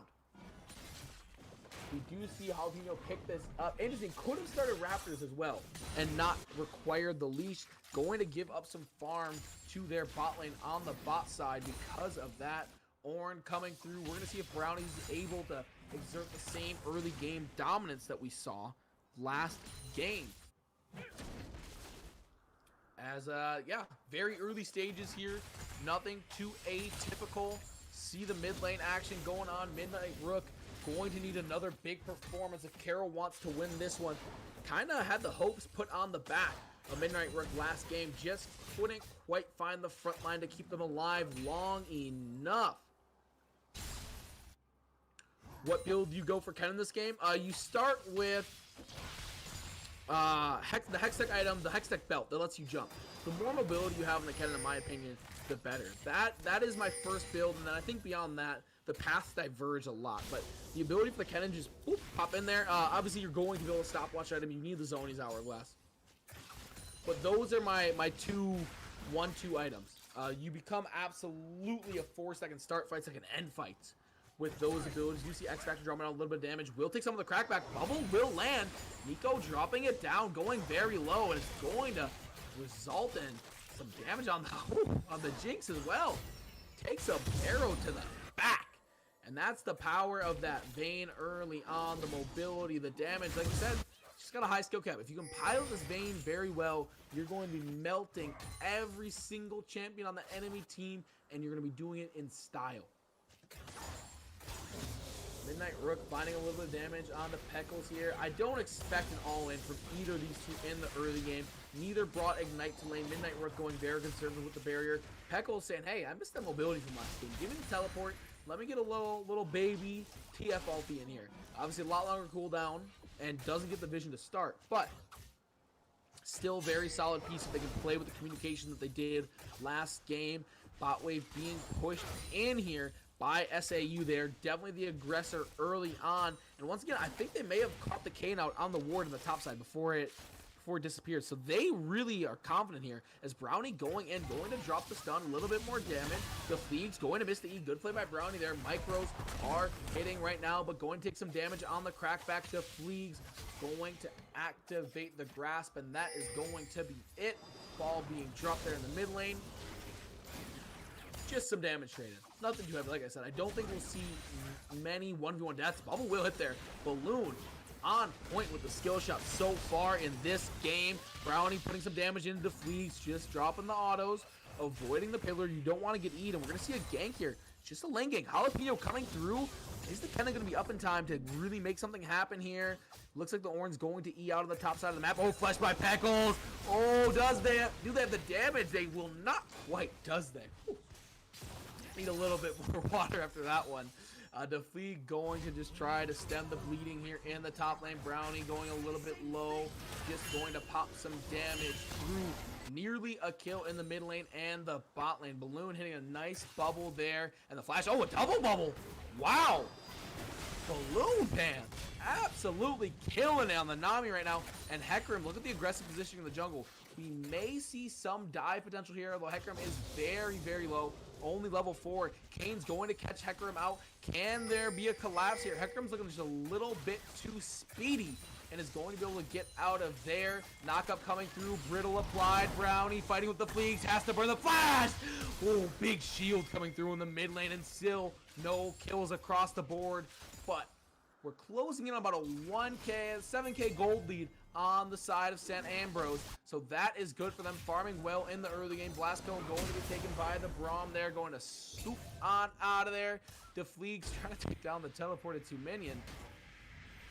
Keeping the minion alive. Getting back to lane. Kennen will get there. We will now see the Ornn back and probably match with the teleport. To note, Dragon is on the map, and we did see Jalapeno play very aggressively for those objectives last game. Playing with the K now, I'm interested to see if the same amount of aggression is used. Our big farm differentials right now are looking like the mid lane and 4 in the top lane. But mid lane, a 7-point differential, closing in on being a difference of a whole wave. Peckle's got a run here. Might be caught out. Ooh, good micros. Drops down the ball. Does have ulti available. Oh, gonna miss the shockwave. That's gotta hurt. Shockwave completely whiffs. First blood being handed over the Vel'Koz, and Midnight Rook looking to get out to a hot start once again in game number 2. Their team trailing by 1. Ornn collapsing down. They don't see the Kane. Just came down out of intuition there. Here's the Kane popping on the wall. Midnight Rook does not have ulti available. Just use it. But here comes Peckles off the teleport. Gets the speed move from the back of the teleport. Ornn coming through. They do find 1 kill. Is there more? Kennen ulti coming through. The stuns are down. The Flames just way too tanky. Look at the health bar. Getting forward. Expends the flash. double kill on the Ornn. That's going to be a tough Ornn to deal with. Those tanky items being built now. Going to be very, very tough. Looks like they're going to give the blue buff over to Peckles here, which is very needed after going down a kill early on. Assist gold is picked up for 2 assists, but Peckles still going to be behind, although both were able to buy that lost chapter on the first pack.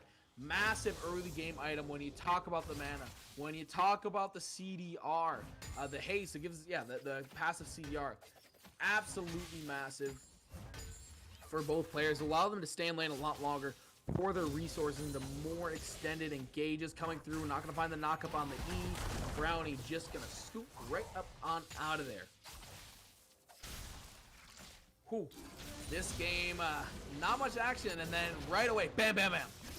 2 fights in a row resulting in 3 deaths. Jalapeno, oh, epic duel here with Gromp. Do they have enough? It's looking like Gromp's out of mana or something. I'm not casting the abilities. Gromp's trolling out here. Setting up for a dragon in the mid lane. They are going to find the bubble. Wow. I don't think Balloon Pants misses. Like shooting fish in a barrel with a rocket launcher. Just every bubble has hit. Peckles might find a kill here. Does get the knockup. Drops the ulti. Big shockwave, though, will save Peckles' life. Ulti coming through. NECC going in, dropping the Qs. That's a lot of damage. Don't think he's going to quite have enough to finish it under the tower. Turns around. Midnight Rook putting some damage into the back. And no one will go down there. Braum trying to find out this Hecarim in the river. Dragon is still on the board here. 9 minutes elapsed in this game. And NECC and the rest of the Bees trying to set up a play here. Ooh, X-Factor jumping forward. Gonna miss the Q. Good micros by Peckles. Going to respond. Oh, here's the wave coming through. Nami, absolutely massive. And they're onto the Braum. That's the first bubble that's missed all game, I think. But it doesn't even matter. Nico picking up the kill. Balloon Pants absolutely unleashed in this game. Nah, no wrong can be done by Balloon Pants right now. The bubbles, the tidal waves, everything is hitting. Brownie getting a little speed, trying to find Defleegs. Will pop the ulti down. Jalapeno here to try to finish this off. Defleegs has got a massive health, though. It doesn't look like it's going to matter. Does get the knockup. Brittle coming through. That's a lot of damage. Displaces. And there is the ult coming in from the Kane. They will scoop up a kill, getting a little bit of shutdown gold there. Big kill. They do lose out on the drag on the bot side of the map, in addition to losing out on some gold when Midnight Rook died, in addition to X-Factor. Good plays right now. And the one thing that there's 2 things I'm looking at that can get them back into this game on the side of Carroll. First, you got to look at your Jinx. You got to say, you know what? We need Jinx to farm up. Jinx needs these items, or we're just not going to be relevant in the late game. Thing number 2 is this Vel'Koz. Vel'Koz is keeping a lot of damage. And you're probably thinking, how is Kennen not the focal point? Kennen's ult is going to stun for the same amount of time, regardless of the items, right? If Kennen can land that stun, it doesn't matter what the rest of the items are. The damage changes, sure. But what matters is the follow-up, in my opinion. Can the Jinx follow up with rockets and just do a ton of damage? Can the Vel'Koz pop the ulti and just melt everyone, apply stacks? These are the questions that are going to be answered. And when they are answered, we're going to find out who wins the game. Nickel putting in a little bit more damage there. Brownie going to back. Solid start for Brownie once again. 1-0-0 is up. A solid chunk of farm on the laning opponent. That's probably going to change right here. We cut back to the mid lane for a little bit. Peckles run around, just going to clear this ward here. And Peckles has a solid CS lead on the mid lane opponent once again. This game is a 1k gold lead in the favor of the Bees right now. Balloon dropping down some damage, using that W to get a little bit of the health back. Trying to just look for more bubbles. I mean, you haven't missed yet. And there's another one. Tidal wave coming through. Look at the setup here. Oh my gosh, Nico just has to finish this off. Oh, flash under tower. Here comes the dive. It's a 4-man bot lane. Kane shows up late to the party. Big shockwave. Not going to be enough damage to finish it off, but they do get another plate. Vel'Koz looking to find some kind of damage on the back end. Not going to get it to go. But Jalapeno trying to play over the wall here. They might be able to find a kill onto that Orianna. Both top laners just content farming up. Both have teleport up. Oh, not quite. Defleegs has it up. Brownie will have it up very, very soon, but no more comes that engage in the bot lane. But having your Jinx die hurts a lot. Not around to get gold. Doesn't get any gold from kills there. And just going to fall further and further behind. SAU looking just as dominant as they were last game. but it took them much longer to get this point last game.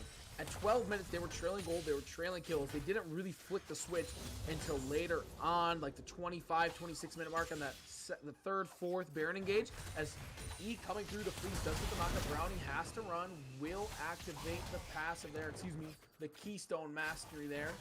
Gets a little bit of health back from that grasp. Peckle's got to be careful, knowing that Vel'Koz does have the ult. He didn't use it in that last engage.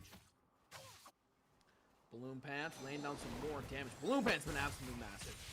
You could make a Nami hype reel of just this game, I think, of Balloon Pants. Going to hit by the Q there, drops down the bubble, will flash away. Quick thinking on the feet, or I guess on the flippers for Balloon Pants. As Dragon will be up in a minute 30. Kane playing around this bot side still. X-Factor just dropping some vision in the river. And for the most part, these two top laners have not moved. They've stayed right there in the top lane, really just playing on an island. Oh, going in here. Nate may be in trouble. Jalapeno getting out after dropping the smite. Should have smite back up for the next dragon, so will be pretty inconsequential. Rift is dropped mid. Barrier is dropped. Oh! Tackles. Very, very close. Has to expend the flash. That's going to allow Midnight Rook to just push in, get another plate here, and might see the Baron over. But here comes Nate. Has to flash under tower. Not exactly where you want to be. Goes down. Rook not able to find any escape. Nate trying to stay under tower here. Does get Kane ulted. Will be shut down. Here comes Neko. Flash has to come through. Jalapenos still might have not have enough escape. Doesn't. Neko picks it up. And there's no smites on the table. Drag is really up for grabs if either team wants to make the play for it, wants to take the risk for it. Jinx just hitting 106 farm back, and he's still not able to buy that first full item. It's gonna be very tough for Jinx to continue to get back into this game. Does have the tier 2 boots, however, so things aren't all looking bad, but Carroll's down with 2k gold. They have to make a move at some point. They have to try to find some picks at some point, and this game is just continue to slip away from them further and further. You do see a bit of a lane switch coming. Peckle's going to bot, and they're going to send the ADC and support mid lane right now. Neko and Balloon Pants going towards mid. And they might be able to catch the Vel'Koz here. Rook in a bit of a poor position. Ooh. Going to get out for the time being in the bot lane, hovering around Dragon right now. Midnight Rook. You don't want to go towards it. You don't want to go towards blue. That's an easy way to get in the bubble really, really quickly. Knockup coming through. Both top laners do have teleport to respond, but for the time being, it's a 4v4 with 5v5 potential. Teleport still being held onto. Wards are being placed here.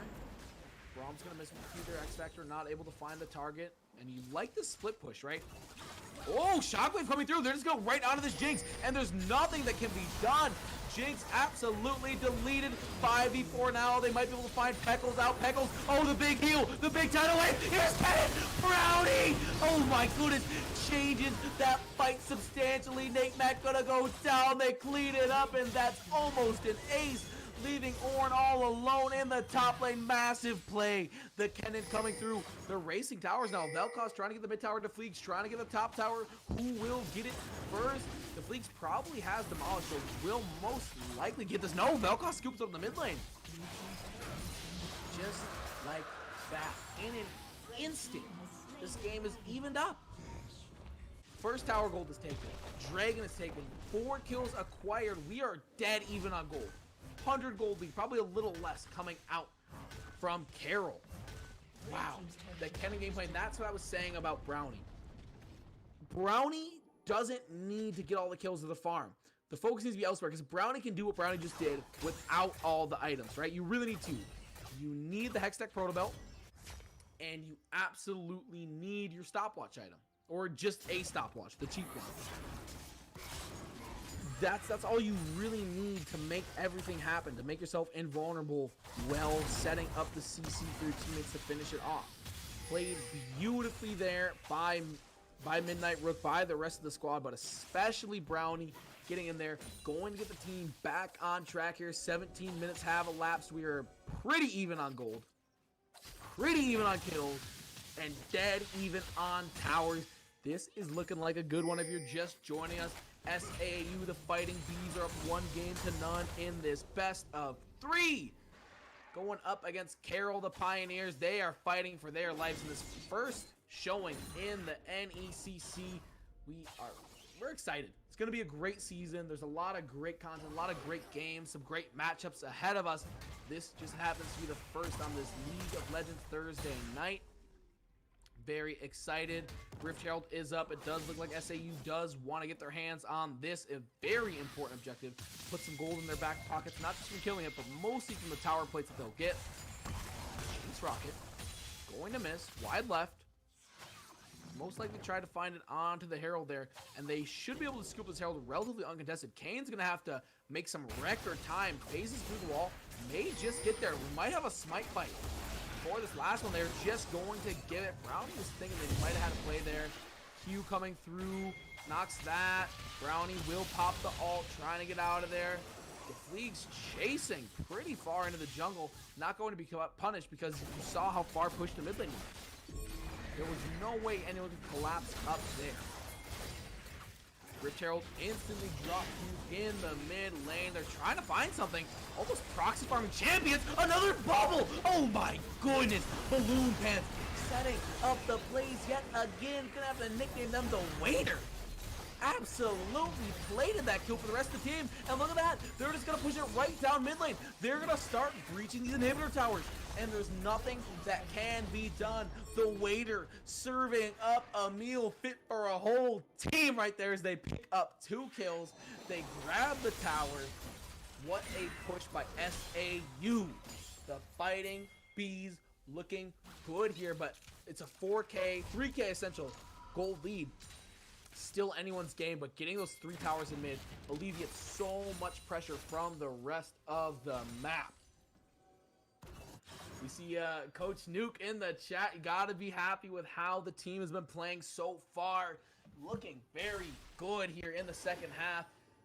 The later it gets, the better they play, as we saw in game number 1. We'll see if that holds true in game number 2, and if it does, this game will be over in a hurry. But as we said, the Pioneers are still very much in this game. They just gotta get a pick or two and look up. We might find it here. Can't quite land the CC.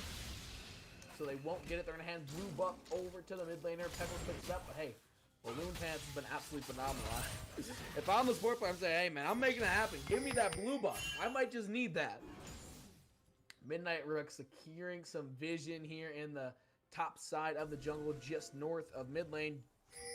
Jinx here. We're all playing around this Baron. Baron has spawned. Baron is a fresh 15 seconds young and already on the chopping block. Both teams eyeing up this ever so important objective. They're trying to grab this Scuttle Crab here. It's big, gets you a lot of vision that can't be taken away, and totally backing. This might be an early Baron fall. They did catch the backs because they have the blue ward there. I think they can just go for this. They're going to clear the vision. I think they're going to go for this Baron. This is a very early, very gutsy call, but they're all here. Yeah, they're going to go for it. SAU is on the Baron. They'll constantly steal from the back. Jinx has Rocket to steal. Kennen can flash over and get the stun. This is very risky. They are putting the game on the line. They are putting their lead on the line. They are not afraid to gamble. They're putting it all on NECC. Can NECC hit the smite? And doesn't have to. The Vayne picks it up, but will they die on the crackback? Kennen ulti coming through. The Fleegs gets a double knockup. They're going to turn this fight around. Down goes the bomb. The Fleegs going very low. Gets Kane ulted. Will survive for a second, but not long. Jalapeno picks it up, and they turn the fight around. Orianna gotta run out the backside. They get nearly wiped. Ill-advised fight there. We'll see if the Fleegs get out. You should probably just teleport. Pull the SOAS. Oh, is not going to try to save the Baron buff and will go down here. Peckles, I think, had a chance to teleport and escape there. But the fight will be cleaned up right now. Absolutely great play coming through, and Carroll is right back in the game. We said they weren't far out. They're down 2K gold. They just squanched the Baron buff, right? Baron buff would have been online. We see Jinx completing that first item on the way to completing the second. Guess what? Gonna get some tower gold here in the top lane. 175 gold. Gonna put that right in my back pocket. And they're right onto the dragon. This has been an absolutely massive momentum swing. And they're gonna scoop up the dragon with ease. Going up 2 drags to 1. And they're up a kill. Obviously, they're going to be down gold for quite a while, given they lost 3 towers in the mid lane. They're still trailing 3 towers, but that was a massive play, and the first step on a long set of stairs into climbing back into this game, and potentially even the series as they trail 1 game to none. NECC just going to take that in the bot side. They've got their eyes on this top tower. If you do get the top tower, it becomes so much easier to push across the board. Balloon Pants dropping a little bit of damage right there. And here comes the response. This is what you love to see out of Carroll. They're not afraid to respond to any fight right now. Try to get some kills. Coming through. That's going to be a kill under the Braum. Big tidal wave will finish that one off. So they do find a pick. They responded maybe a little bit too much. With a little too much zeal, a little overzealous in that one. They do pick up the kill. It was only the Braum. Not a huge loss, but any death is a bad death at this point, especially when you're playing from behind. If you can't get a trade out of it at a minimum. And here comes the Balloon Pants, the playmaker, the waiter, trying to find another meal to serve up to the carries. Peckles sitting around for it. Hey, you let Balloon Pants be in the vicinity of enemies on this, Nami, good things will happen. I can absolutely guarantee you that much. Clearing vision here in the top side. They're going to send that out. Bubble not going to find its target. One of the few times today that's happened. They continue to siege here onto this bot tower, but the wave clear is so good coming out from that Vel'Koz, coming out from the Jinx, so it's going to be hard to do a dedicated push into this front line. Just so much damage coming out from Carroll when it comes to dealing with minions. And they're going to rotate over to mid lane. Think they might be able to catch something. They're just going to keep these waves pushed in. Deny resources, deny them out of the jungle, and I would expect them to just keep clearing waves and wait for the next objective. They are going to wait out this next objective, and they are going to start winning that way. Win slowly. They realize they have the lead. They're up 3k gold. They're down a dragon. They threw away that Baron buff, but they still are in the lead. And remember what we said earlier about when your foot's on the gas pedal. You gotta keep pushing. You can never win by enough when it's competitive, right? There's no taking it easy. There's no holding back. So you really have to keep your foot on the gas pedal. Keep clearing waves. I'd like to see them try to take a fight where Kennan's not involved or someone else isn't involved. If they can take a 3v4, something where they have numbers, I would love to see, and they could try to push down this game. Conversely, if you're coming out on the side of the Pioneers, you absolutely take a 5v5. You're saying you haven't been able to stop us in 5v5 for the past 5 minutes. Since that fight at Baron, we win 5v5s. Brownie can disable your whole team. Jalapeno finds the squishies. Midnight Rook doing all of the damage over the top, and that's not even talking about the last 2 pieces of the puzzle. Braum, playmaker, got knockups, has the shield to keep the Jinx alive, who's starting to get bigger. You see that Ruinous Hurricane built. You see the Infinity Edge built. Carroll right in this game. Wow. 2 back-to-back swingy games. Very back and forth. League is definitely a game of momentum. I think its best comparison to professional sports is basketball. I mean, you know how swingy of a game that is. You know, each possession feels like its own thing, but can still be affected by everything else. Very similar to League, I would say. Each fight is really its own game. There's bearing on it from the last fight, but it's so much mental. So much mental, as this dragon will be up in a minute and 2 seconds. They're trying to get some priority here. Get on him. Balloon Pants got to be very careful. Will get knocked up, will not face the consequences. They're going to have to contest this dragon from the backside of pit. They did not get vision priority. Nico nearly gets taken out of the fight. Takes a whole lot of damage from the Vel'Koz there. Look at this securing of vision. Carroll, they have figured it out in a hurry. They looked lost early game, and NECC going very low. That's going to be enough. No smite. They have to give up this dragon. They're actually looking for more. They smell blood in the water. They're going to clear the wards to the minimum, but I wouldn't be surprised if they try and go for another kill. They might find a Fleegs here. They will not. Peckles? Shockwave, not enough to follow up and get the kill, but they will zone that Vel'Koz off of the fight. You have no Shockwave now for the remainder. You have to rely on the Nami bubbles for CC and the Tidal Wave. That's all you can do. Tidal Wave expended will buy enough time. Clutch saving your ADC there. Very selfless play by Balloon Pants. Using the ulti, one of your only chances to get a solid engage on to save your ADC. Quality play there. Great work as a team, but they are going to give the Dragon. Soul point will be handed over to Carrol.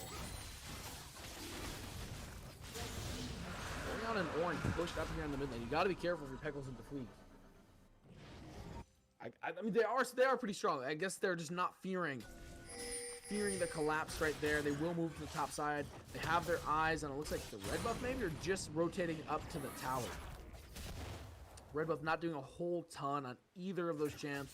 Not bad on Orin. Orianna's just not getting a lot of auto attacks in on fights. Some vision cleared there by the Jinx. Looking through, Midnight Rook trying to deny some farm. I believe that's all picked up by the Fleegs on the Ornn. We go getting some there in the mid lane, or in the mid lane, excuse me, in the jungle as well. Moving up to the mid lane now. Both teams, they're staring at this Baron. Like two heavyweight boxers just sizing each other up right now. Who is going to punch first? Looking at this Baron fight. And Unstoppable coming in, will jump the brittle, has to get out there and hurry. The Fleegs, you gotta run. Caught out in a bad situation, but here comes the Tidal Wave. The response, was it all just an elaborate bait? Doesn't look like it coming through here. Ornn, how many can you catch? You do catch the Jinx on the back line. That is a big one. X Factor dropping ulti there to Fleegs onto the X Factor. Does get knocked up, taking a lot of damage on the front line. You're starting to feel the Jinx, and you always flip the Vel'Koz. Nico does pick up Jalapeno though. Going down, that bubble will come up a little bit short. Jinx trap placed over the wall. 1-for-0 trade for the Fighting Bees. Good for them.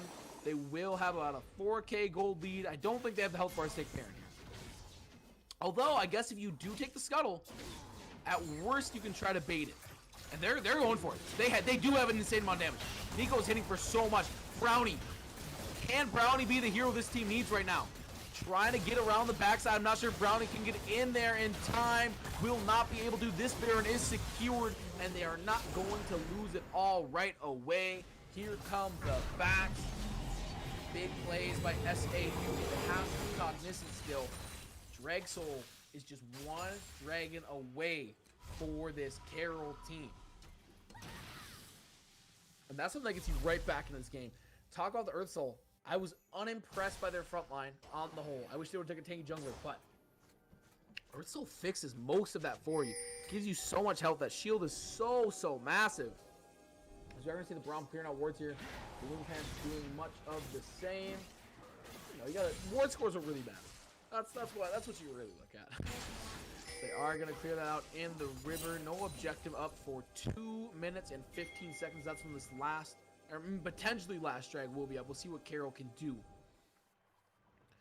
Don't want to pick any massive fights before that if you're Carroll. You want to make sure that you're full strength for the dragger. If you do pick a fight, you should know that you have the numbers advantage at a minimum.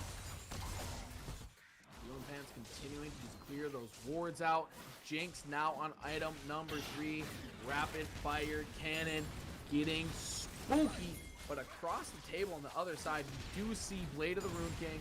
You do see, that's Wit's End right there, and the Ginsu's coming out. So Vayne doing a lot of damage as well. Just has to get closer to do that damage. It's the real big advantage there. Shockwave coming through. They are playing very aggressive with that Shockwave right now. They are going to get the displacement. Jinx Rocket will hit. Jalapeno in trouble under the tower. Nate Mac not going to be able to finish it off. Will take some damage from the tower itself, but it looks like they will be able to pick it up. Nico responding, rotating up from the mid lane. Good play there. I like the aggression coming out. They're not afraid to use their ultis at will. Might have been able to get the kill if Hecarim used the Onslaught of Shadows, but would have been very risky under the tower at that point in time. They've got their eyes on this mid lane inhibitor now. Wave's starting to push in. They just have to apply the pressure for the next 60 seconds. The Fleegs might get caught out here. This would be a big pick. The front line gone, but absolutely tanking it like a champ. The rest of the team's going to be way too slow to get there. The Fleegs going down. It's going to be 45. Oh, flashes away from the Shockwave. Big play from Midnight Rook. You got to run if you're SAU. You've got Your front line has been absolutely eliminated here. You've got no Ornn. It's a 4v5 situation. They are on soul point. You can't afford to pick a fight here unless you absolutely have to guarantee that you eliminate the smite. If you can get a pick on Jalapeno, that's about the only fight that I'm willing to take at this point in time. They are pushing it right down mid lane. Look at the 5 stack. Here's a rotation up. They're looking for the fight. Can they collapse here? SAU trying to find an angle in. They do have some ultis available at their disposal. Tidal Wave is up. Shockwave is up. They will need to find an entry point. It doesn't look like they can. They just ward off any further pushes. They give up the inhibitor in mid lane. Now, that's going to be a lot of pressure applied. And Dragon is up, running to that right now. This is Drag Soul, and this will put Carroll, if not in the lead, squarely tied up despite the goal differential being 6K. You can just feel the momentum shifting here. You got to go in at some point. The smite, it's not good enough. The Kane scoops it up. Drag Soul for Carroll. Massive plays coming out from Jalapeno. Ooh. Man, is it getting hot in here, or is that just Jalapeno? Looking good. Big smite right there. They're going to respond by looking to the top side. They're going to take away some of this jungle, but that Drag Soul, much like Diamonds, are forever not going anywhere. They might just find a bait here. Classic Bush Wookiee strategy.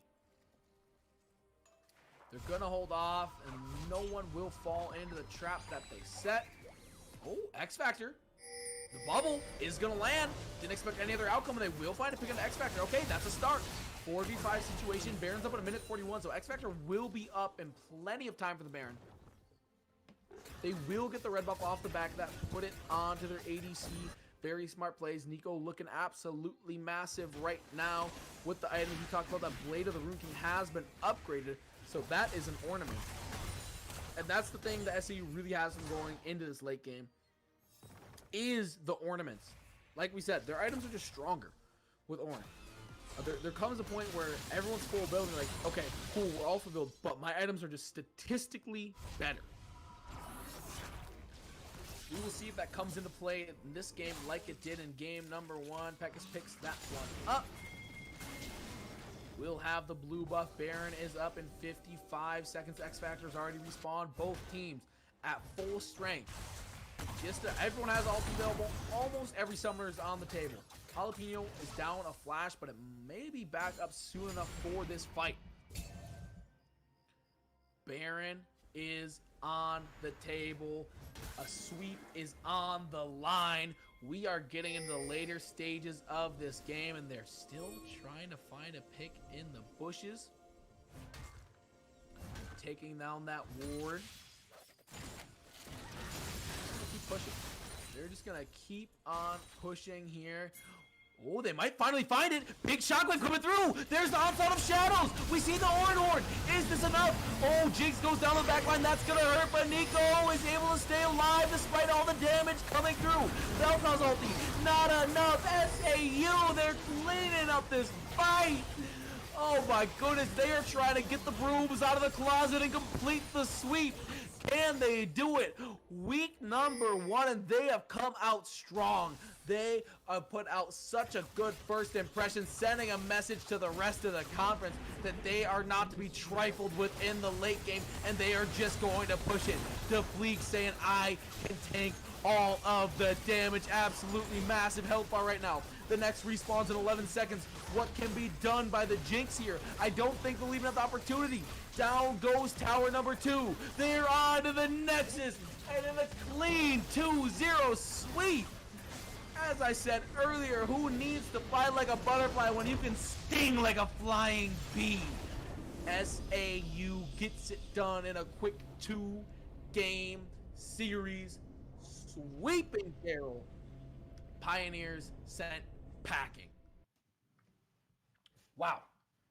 Absolutely big performance. We have a chance to look at the stats here in the post-game screen. The Fleegs 2, 3, and 9. Nate Mack, 5, 4, 10. Looking pretty positive across the board. 3-3-1 Pekkas in the mid lane. 10-2 big play from the Vayne. Neko doing that. My MVP of the game, though, has got to be Balloon Pants. The bubbles flying everywhere. Absolutely ludicrous stuff Wow. Big games for Balloon Pants. My MVP of game number 2 as we have finished up this first series of the night. The next one on the list will be Newberry against Hood College. That's the Wolves taking on the Blazers. And if it's anything like this one just was, we are going to have another exciting 2 to 3 games in the league. One more match ahead of us. Absolutely killer stuff. Just waiting to see if we're going to take a quick break or not before that game. Did run a little long there, even for it being a sweep. So some exciting gameplay from SAU. And I think we'll take a very quick break. I'm going to get some water. Don't want the vocal cords to run out and hit the bathroom up. So we'll be right back.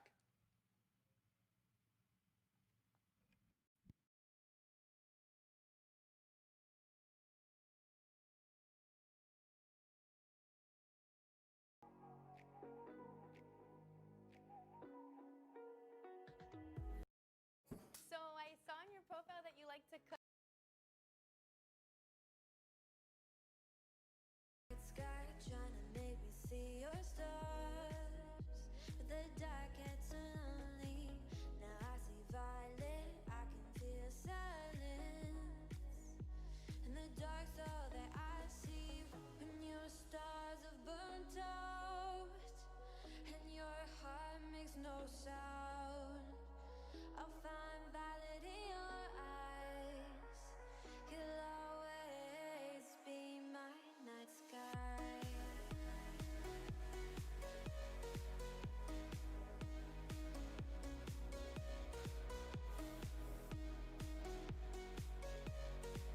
You'll always be my night sky.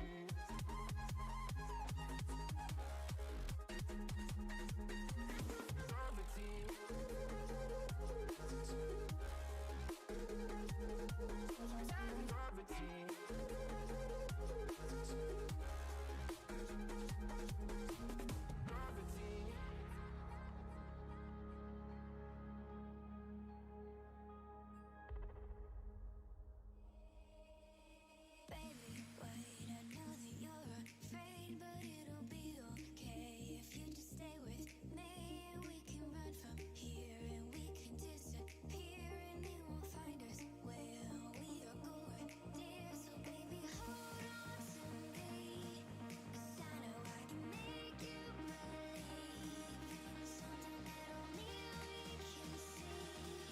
Oh, so baby, hold on to me, hold on to me.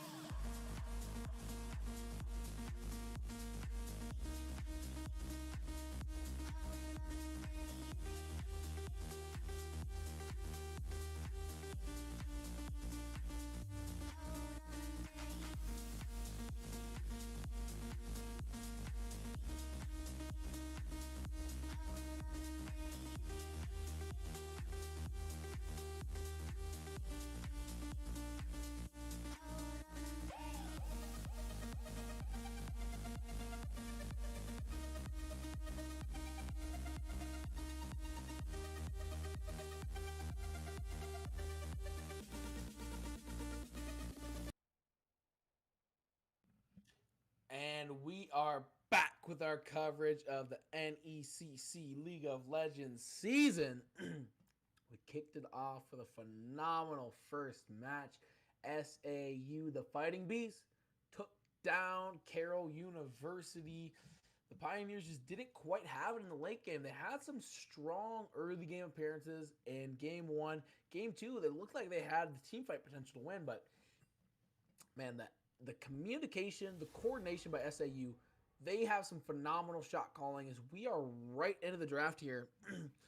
And I believe we're not pro drafting here. So we are right into it. We're going to see it firsthand. We're going to be able to analyze some of these picks. Exciting. This is game two. We've got Newberry, the Wolves, on the left-hand side, and the Hood Blazers on the right-hand side. So Hood Blazers will be the red team. Newberry Wolves will be the blue team. Got a little something in my throat. And that little something is excitement, because let me tell you, this game is going to be a banger. As we do see the Akali and the Maokai bands come out, people have been talking about Maokai getting stronger lately. Not even buffs, just as an effect of everything else going on in League. Makes you scared to walk towards bushes. I'm not going to lie. MF off the board, and there goes the Mordekaiser as well. Last ban coming out from the Blazers, and they will take out the Shaco. All right, Mordekaiser gone as well. Didn't see that. First pick coming out for Newberry. Their bans didn't reveal much of their strategy. The Mordekaiser ban is interesting, just something they don't want to play around in. That Ornn will go off the board, something that's been an absolute all-star today through the two games that we have seen. The next two picks will be put on to the Blazers here. As Slink going to take their time and pick up the set. So this is really the matchup of, I mean, this is what the year has been in the top lane. Set or Ornn. One point or another as Warwick will come through for Grumps. Interesting to see. It's the first time we've seen Warwick today. First time we've seen Set today. And I think that's more of an effect of Set not being the champion pool of the first game rather than Set not being good enough to be played in the meta right now. Just so warping in games as, Are we going to see it? The Lilia? Angry Pickle locking in Lilia. Now, if you haven't played League recently, you haven't played against Lilia, but essentially, Lilia's ulti is, it's just insane. It can make plays happen. It's very similar to a Zoe Trouble Bubble. Has the same effect as we do see an Ashe picked up there. Most likely not going to be played by Febreze in the mid lane, but down in the bot lane by Jhin. Next selection coming through. Blanchet will pick up the freshly buffed Ahri. Just some little stat tweets. Nothing absolutely massive, but good nonetheless. We'll see how those pan out in this one. As we are on to our second set of bans, I'd be surprised if some jungler or some mid laners didn't get banned here from the side of Hood. No mid lane even hovered, even thought about. For Newberry, I think that you have to try and punish that, as we will see Echo go. And coming out on the other side, I'm starting to ban ADCs or supports. And the Morgana will go, something that can be very strong in support. Very good against team composition, actually. The fact that you can Black Shield a Lilia ulti to absolutely negate it. You can Black Shield Ornn ulti, you can Black Shield Ashe ulti. There's a lot of value in that Morgana picking. Will not be played in this game. Next ban coming through will be the Talon. Must be a preference pick to just get Febreze off of it. Not a champion that's super prevalent in the meta, but I mean, against a team of squishies, assassins will put in work no matter what. And the Tom, once again, you're tailoring around your composition, right? Tom eating someone who's about to fall asleep from Lilia. Tom eating someone who's going to Ashe Arrow. Tom eating someone who's going to get Ornhorn. Caitlyn, the recently nerfed, still very strong, will be locked in by Rainbow Madness. And we're just waiting on the support pick for that team coming out. Hood very close to completion. Newberry will finish up their squad right here. Just waiting on this pick from Jhin. They still need a mid laner. They still need a support. And so the support will be answered right there. Braum, we like that pick a lot, as we talked about last game. The early game presence with Braum. It's so hard to defend and invade from Braum. We talk about two forms of CC at level 1. Not only the passive, but also the Q. So big plays coming out in Champ Select here. And I really like the team they've constructed. They've got two big frontliners. Newberry putting himself in a great position. Orianna is a big piece to big team fights. If you want to lock down the enemy team, in Leona, another piece of team fighting. Two very well put together compositions in my mind. Both teams picked very well here, in my opinion. I'm just interested to see how this shakes out. I think I give the team fighting advantage to Newberry, the Wolves here. But that doesn't necessarily mean they're going to win the game. I mean, Lilia has some distinct trouble securing objectives. You know, doesn't have a lot of sustained damage, has a lot of burst. So great in team fights, right? Great at getting picks. Not so great anywhere else. Warwick, on the other hand, can take objectives very well. Does get that lifesteal eventually when you get it online. Be interesting to see if we do see Warwick jungle a little bit aggressively. Just try to turn this Lilia offline. Lilia off item still does have the ult. It's just not the same if you're not doing an insane amount of damage along with it. Also, I'm interested to see what runes Lilia goes. I've seen people run Dark Harvest. I've even seen some people run Conqueror. Probably will not see the Conqueror Lilia come out, but just some things to think about, something to chew on. The bot lane matchup also very interesting. So Caitlyn recently nerfed, and Ashe has been sitting around this A to S tier for the past couple of months. There's a lot of slow, a lot of CC coming out from both these lanes, right? It's not often where your ADC is a reliable form of CC, and we have that with Ashe ulti and Ashe slow, and we have that with Caitlyn traps, right? To boot, you have some of the supports, with the best CC. Leona has a hook. Leona has a stun. Leona has the ult. Braum has a slow. The passive is a root. And you have the ult as well for the knockups. There's so much going into this bot lane. I think the bot lanes are the key to me for both teams. Which support can really make some plays to set up the rest of the team? Orianna, Febreze, Air Effect, also looking to be a big playmaker for this team. Who's your ball carrier? It's got to be Ornn. There is a situation where Braum could be your ball carrier, but I really like Ornn. I mean, Braum could, You put the ball on Braum. Braum jumps in with the W. I can see that. That's kind of a saucy play. But more often than not, Orn will be your ball carrier here. So you've got some options to make your plays.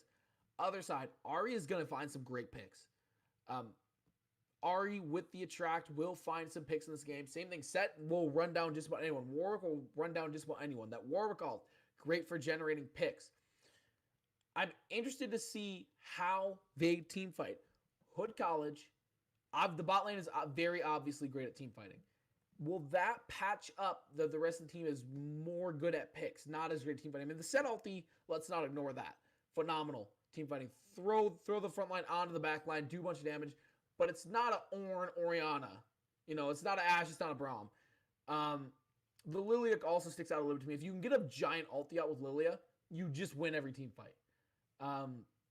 The question is, will the Lilia be able to A, hit a bowling ball from far enough away that hits enough people, or B, hit your Q and not die before you can ult? Those are the big issues to me. Can the Lilia actually make an impact in this game? My keys to the game, both teams' bot lanes. They seem like the playmakers, seem like they can make it happen. My question marks, it's the Lilia and the Warwick, I think. My question marks are on the jungle right now. Lilia has a tough time clearing. Like we talked about it, right? It's not the fastest clear in the world. Warwick has a pretty solid clear once you get going with that lifesteal. Can solo epic objectives. Who will grind out the value in the jungle? Who will affect the lanes? Because if Lilia can't affect lanes, just going to let this Warwick get bigger and bigger and bigger. And all of a sudden, it's an unstoppable force that you can't deal with.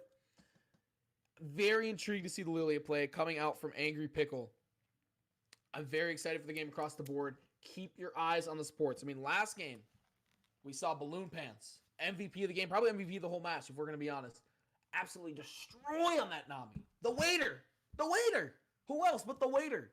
Serving up kills left and right to the carries. They scooped them up and they were able to secure the win. What can these playmaking supports do here? Both Braum and Leona have a serious chance to impact the game. What are they going to do with their kits? This is the question. Chat, let me know. Who do you got winning? Let me know in chat who you have winning. Are we going with the Newberry Wolves, who are on the blue side? Are we going with the Hood Blazers on the red team? This top lane matchup should be one that we're all used to by now.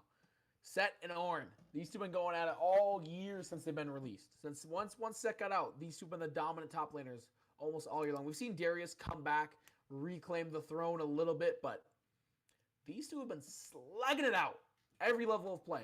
So I'm excited to see what these players know, maybe what they've learned across the course of the year, and how can they apply it. Looking at the summer spells here, nothing looks too out of place. We do have Teleport on the Orianna versus Flash on the Ahri. Makes sense. Ahri's trying to get those picks, trying to get those kills early on.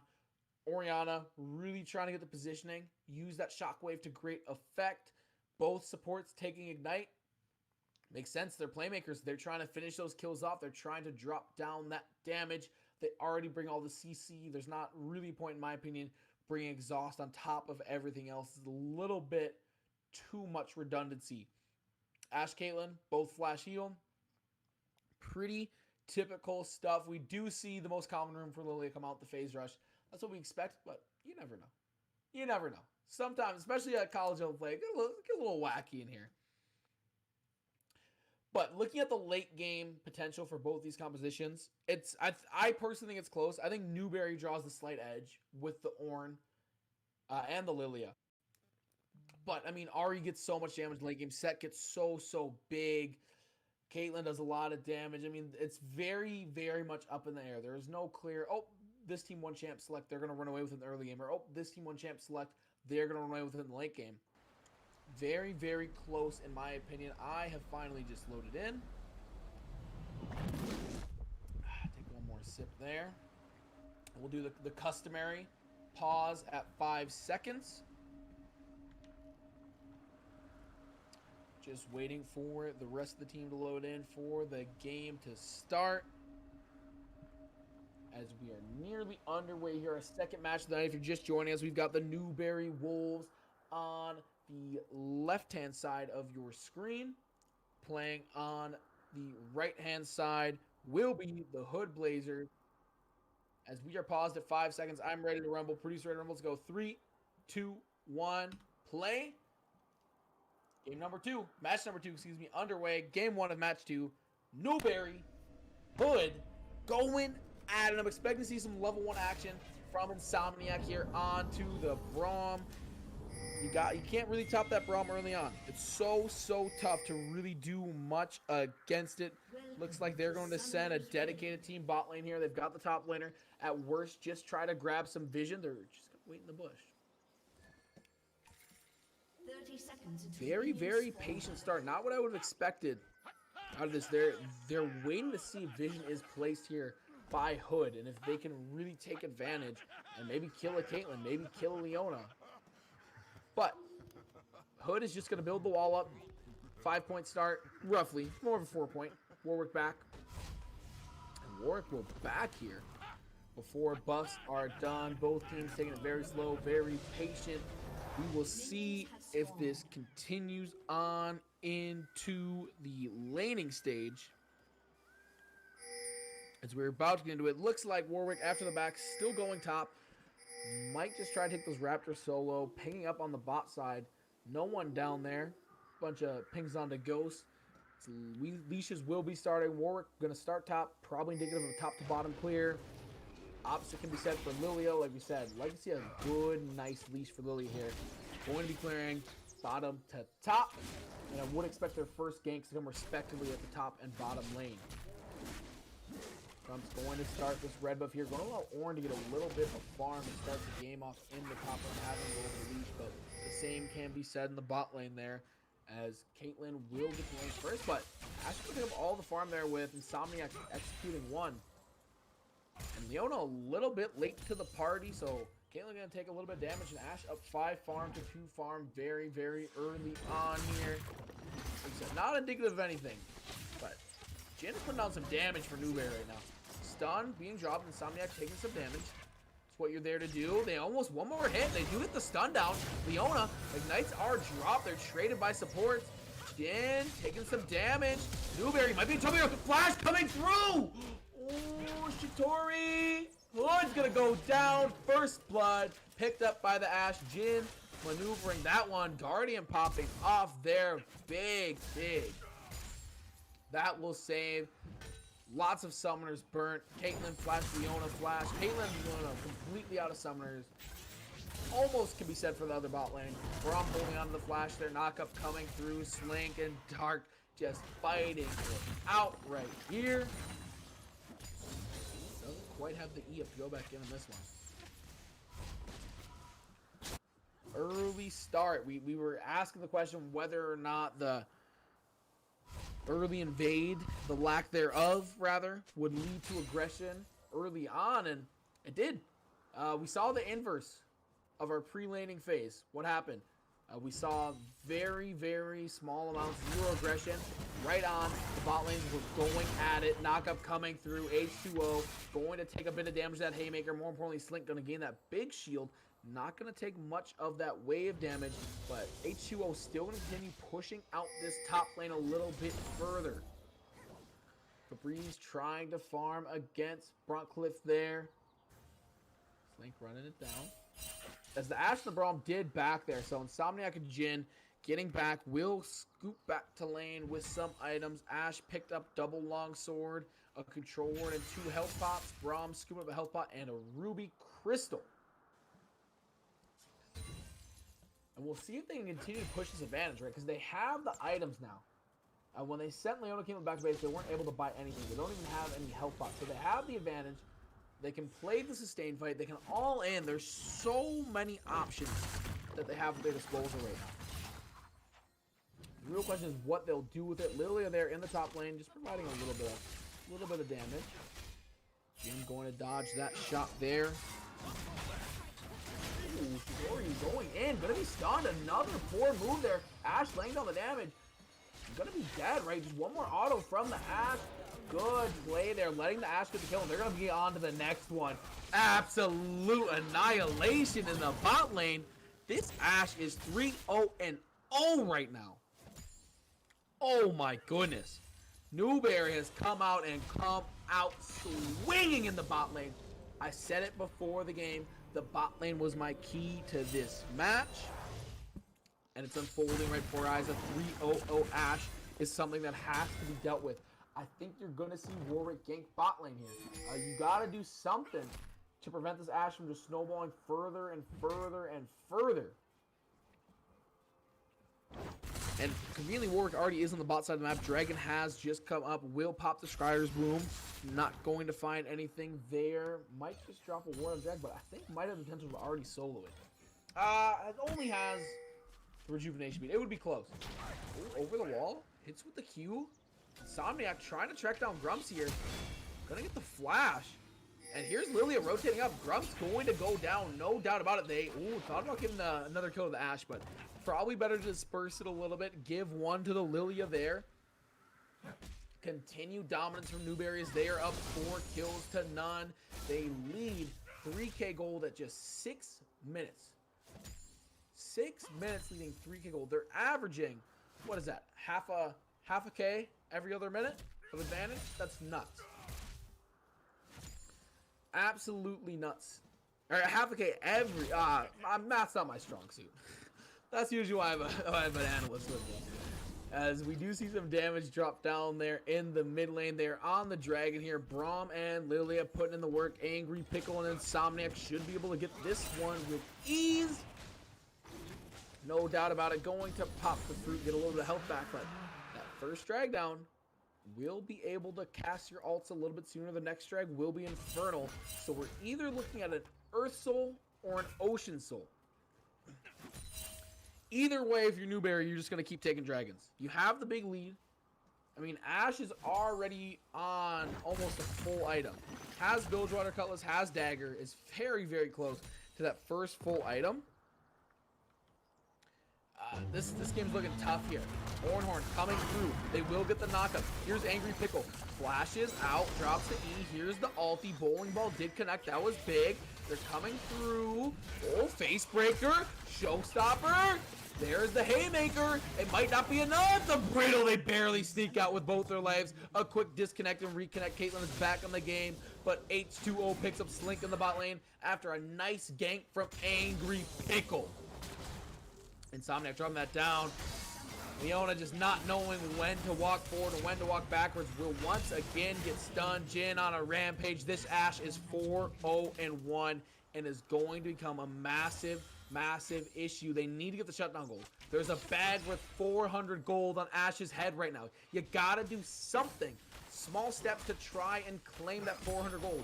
You're down across the board. That can get at least one player up. And right now, I'm not sure who that player is who you want to put all your money into, as Caitlyn will disconnect from the game once again. Rainbow Man is having some internet issues. It looks like multiple disconnects and reconnects. Hopefully that does get resolved shortly. The players can pause and figure that out. For the time being, we continue. As I was saying, I don't know who you want to put the gold on. It's got to be the Caitlyn, it's got to be, or the Ahri. There's many good options. Anyone can get the gold. But the issue is everyone is down in lane. I mean, even looking at mid lane where there's been no noise so far, we're looking at more than a 30 gold lead for Newberry. Just looking so strong. Febreze Air Effect putting in the work in the mid lane. And this is a matchup, I believe, that should be won early on by Ahri. This Orianna is just really playing for the late game. Just trying to get the ball. There it is. There's the ulti. Live has to flash followed. One more auto. Febreze Air Effect getting it done in the mid lane. Horn coming through. This is another gank, but probably doesn't even need the help. H2O going low. Will get done in by this Lilia and H2O combined. Slink goes down. H2O Angry Pickle pick up the kill. Insomniac fighting here against Shitoro. Ooh, Shitoro actually has some damage here. Ashe ulti is going to find its target. Cross map puts up the shield. Caitlyn probably looking to, get a kill here. Not going to find it. Here comes the Warwick. Look at the Ash damage. Absolutely insane. Still doesn't quite have the first item. Gonna pick up a kill. 2v3 situation. Oh, another one of the chopping block. Caitlyn, the next one. So low. The Braum doesn't even die. Insomniac. Play making. Wow, we are at 10 minutes. They are averaging more than a kill a minute right now. Newberry absolutely taking the lambs to the slaughterhouse. Wow. Newberry pulling out all the stops. They're gonna grab some tower gold up here. Focused on this fight. Slink trying to do something in the 1v2 situation. They will get the sleep. Can they finish up the damage here? Showstopper coming through. Anger Pickle probably gonna die using that W to generate some space. Grumps coming through. Dark H2O, so much damage. Drops the bowling ball. I don't think they can turn on this. Flash. E. Grumps isn't even level 6 yet. H2O's level 9. Oh no. Grumps. Not like this. 13 kills at 10 minutes. Newberry. Wow. We said that SAU was making a statement. Look at what's going on right now. They're up 10k gold at 10 minutes. Up 13 kills. Ash with the flash, turning around. Jin putting in so much damage. 1v2 situation. Braum coming through. Doesn't even need the help. Pops in anyway. Jin, legendary. 8-0-1. Making 9-0-1. A monstrous performance right now.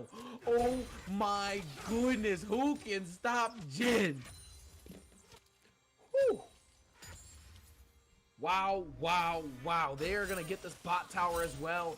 Jin for Newberry leading the team to this 15-0 lead across the board. I mean, look at the Braum. 0-0-10.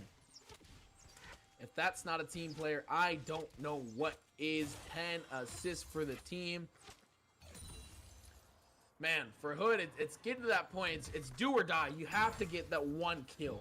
You have to break the seal and try to do something to get in this game, even make an attempt. You know that their minds have to be wandering to game 2 already. And that's not the mindset that you want to be in. We've seen 10k gold comebacks, but they have to play immaculate League of Legends the rest of this game, and they're not doing it right here with Grumps having to flash over the wall. They could have really altered that if they chose to, and probably would have got the kill. They're spotted out here, but probably in the tower dive. They are absolutely feeling themselves. This is a bit of a heat check. Under the tower, looking for the 4-man. Going to be chased off here. Somniac missed the last train out of town, but luckily has some long legs, can jump right over that wall. They're just going to start pushing in this bot tower. No plates taken off the mid tower, though. So they have a lot of areas they could push. Ash arrow. Oh my gosh, it finds it in the push. They're going to pick up another kill. Double sleep. Oh, Angry Pickle. Wow, there's the double. Can they make it a triple? Will they even pick it up at all? They will. H2O gets in there. The Ash arrow connects in the bush with the Warwick. Oh my goodness. Wow. 18 kills to 0. Up 27k gold to 14. A blossoming gold lead. And we're only at 13 minutes. This is one of the most dominant performances of League of Legends I have ever seen. It is getting ugly out there as Newberry just continues to flex their muscles. They're busting some chops, and there's the shockwave. You just can't do anything. Febreze says if you walk in lane, you're dead. If I see you, it's too late. 19 kills, nothing. Warwick coming in just at level 6. I don't think can fight them under tower even. The power of this Newberry team is getting absolutely ludicrous. Grump's just gonna have to decide to take the wolves in the jungle. It's very, very tough. Man, even just look at the level disadvantage. Grump's level 6, the equivalent on the other team. Angry Pickle, level 9. 1 level up in the mid lane, 2 levels up in the ADC, 1 level up on the support. Top is knotted up, it's just the same, but look at that top tower already being pushed in. Orn trying to pick out Slink here. H2O does get the brittle charges. Ooh, immobilizes, knocks up. Slink gonna run away from that fight. Here comes the response from Hood. Lilia getting in there, going to get sleeps on 2 very big targets. Oh, there's the knockup coming through. Can they 2v3 this fight? Going in. Raptors doing damage as well. Angry Pickle picks up the kill into the ADC. No Caitlyn, and it looks like it's going to be another great fight for Newberry as they're going to pick up 2 kills to none. Rockcliffe nearly hits on the track. That's not where you want to be. Gets hit, has to expend the flash. Now flashless under tower has the chance of being dove here.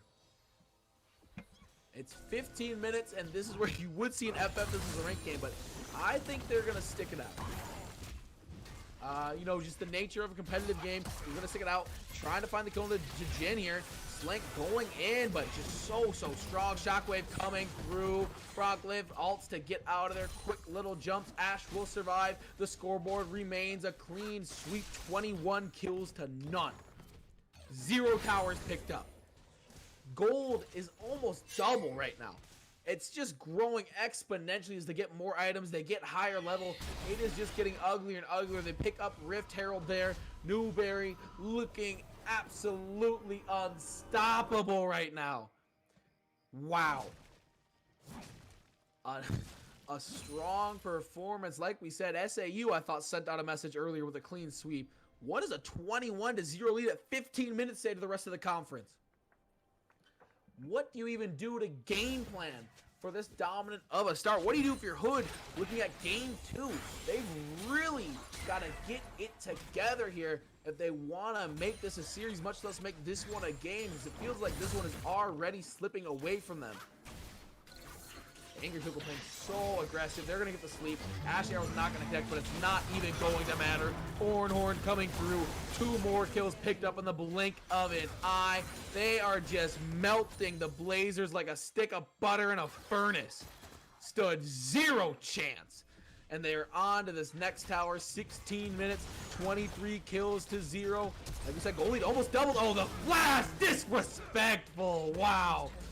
The ulti coming through. There's the shockwave. And they are just going to keep on pushing. It's hard to stop a runaway freight train, especially one that has 34k gold at 17 minutes.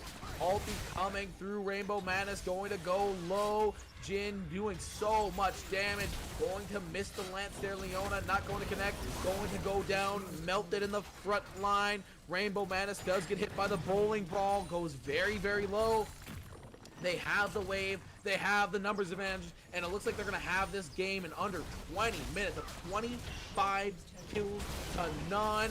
Ooh, Hood trying to get their first kill of the game here. They get some damage, but they're not going to find it. Madness going down, 27 kills to 0. They're just running up the score at this point, trying to find a bowling ball there. Angry Pickle tossing it into base, 27 kills to 0. Oh my goodness. Nah, no. The BM, Febreze might have just gave up the perfect game. Febreze with the poor manners gives up the perfect game for no reason. The teleport coming through. Absolutely disrespectful, and that the BM, the boast, the taunt will blemish an otherwise perfect game for them. Up 31 kills to 0. They are on the Nexus. They get the dancing Rift Herald. What an annihilation Newberry just handed Hood. Whew. Quick game. Newberry put it all together. They pulled out all the stops. Like we said, if it wasn't for Febreze getting a little boastful, a little disrespectful at the end, it would have been a perfect game. 31-1 is your final kill count. They ended in just 18 minutes. MVP has got to be Jin, 11-0-9. Absolutely popped off on the Ash there. We could talk about what Newberry did right for hours and hours. We got to talk about what Hood can do. Not what Hood did wrong, because they know what they did wrong. They just got to think, what can we do? And I think that starts in picks and bans. You got to take away the Ash. And I think that's the must ban. Maybe you take away the Orianna. Febreze was absolutely popping off at the end there. You need to be more aggressive, I think, in the early game. You can't just let them free farm. And we talk about the farm right now. Febreze, 140 farm to Broncliff 63. Jin's 137 to Rainbow Madness' 68. So you got to apply the pressure early on to give yourself a chance to win games like these. I compare Newberry to a runaway freight train at the end because that's what it felt like. There was nothing stopping them from building momentum and momentum and more momentum. And all of a sudden, there's absolutely nothing you can do. So, recap. Hood, I would like to see them be more aggressive. You can change things and pick some bans, but at the end of the day, you don't lose a game 31-1 kill-wise and pick some bans. There needs to be a whole philosophy change. You know what? Maybe they learn that from the series. Maybe they lose 0-2, but they say, you know what? We have a lot of good film. Because that's the really great thing about losing and losing poorly is that they're losing badly. Poorly. I did it right. I know grammar. When you lose like that, there's so much good film to look at and say, oh, we could have done that better. Because you're playing, you got simply outclassed. So there's so much to look at. I say, you know what? They were ganking like this. We should have had a ward up there. Oh, you know what? I shouldn't pick that fight considering the level disparity. I'm not level 6 yet. I can't take this. There's a lot of things I think they'll look at. And I actually think that loss is going to to generate one of the best VOD reviews each of these players will ever have across their collegiate career. That VOD review is going to give you so much invaluable information and so much to improve on that if they take it seriously, I really think this team can grow a lot from that. But we will see what happens as the future unfolds. Right now, we are just worried about game 2. We're just waiting to get in the lobby here, waiting for the players to all ready up. Exciting game 1. Exciting game 1 if you are a Newberry fan. Just a reminder that the NECC is partnered with Helix Esports and ESTV Esports Television. Shout out to those people for helping make this happen. I mean, what a phenomenal league. What a phenomenal idea. It was the year for it with COVID and everything happened. It's really esports time to shine. So I appreciate everyone who was in chat, who came out to watch. I mean, you know, open up your laptop. I'll bet 50-50 split. People are 50% in bed, 50% watching this at their computer eating pizza. Something similar to that. So shout out to you guys for coming out. Really, really appreciate everyone in chat. I'd love to hear what your guys' takeaways were from game 1, what Hood has to do better in game 2. There's a lot of options, but I think that there are some solid things that they can really improve on. And how many games is Newberry going to win this year? That's the question. Was game 1 a fluke, or is that what we should expect? Are these just some world beaters? Or was that just a lucky game? Lucky game number 1. We will find out. Just 1 minute. We're waiting on some of the players here. Very, very excited to get into this next one. As we said, our MVP for game number 1 was Jin in the bot lane playing that Ashe, but really could have handed out to just about everyone, you know, except Fabrice. Fabrice trolling. Come on, man. 1 death? You ruined the perfect game. You ruined the perfect game.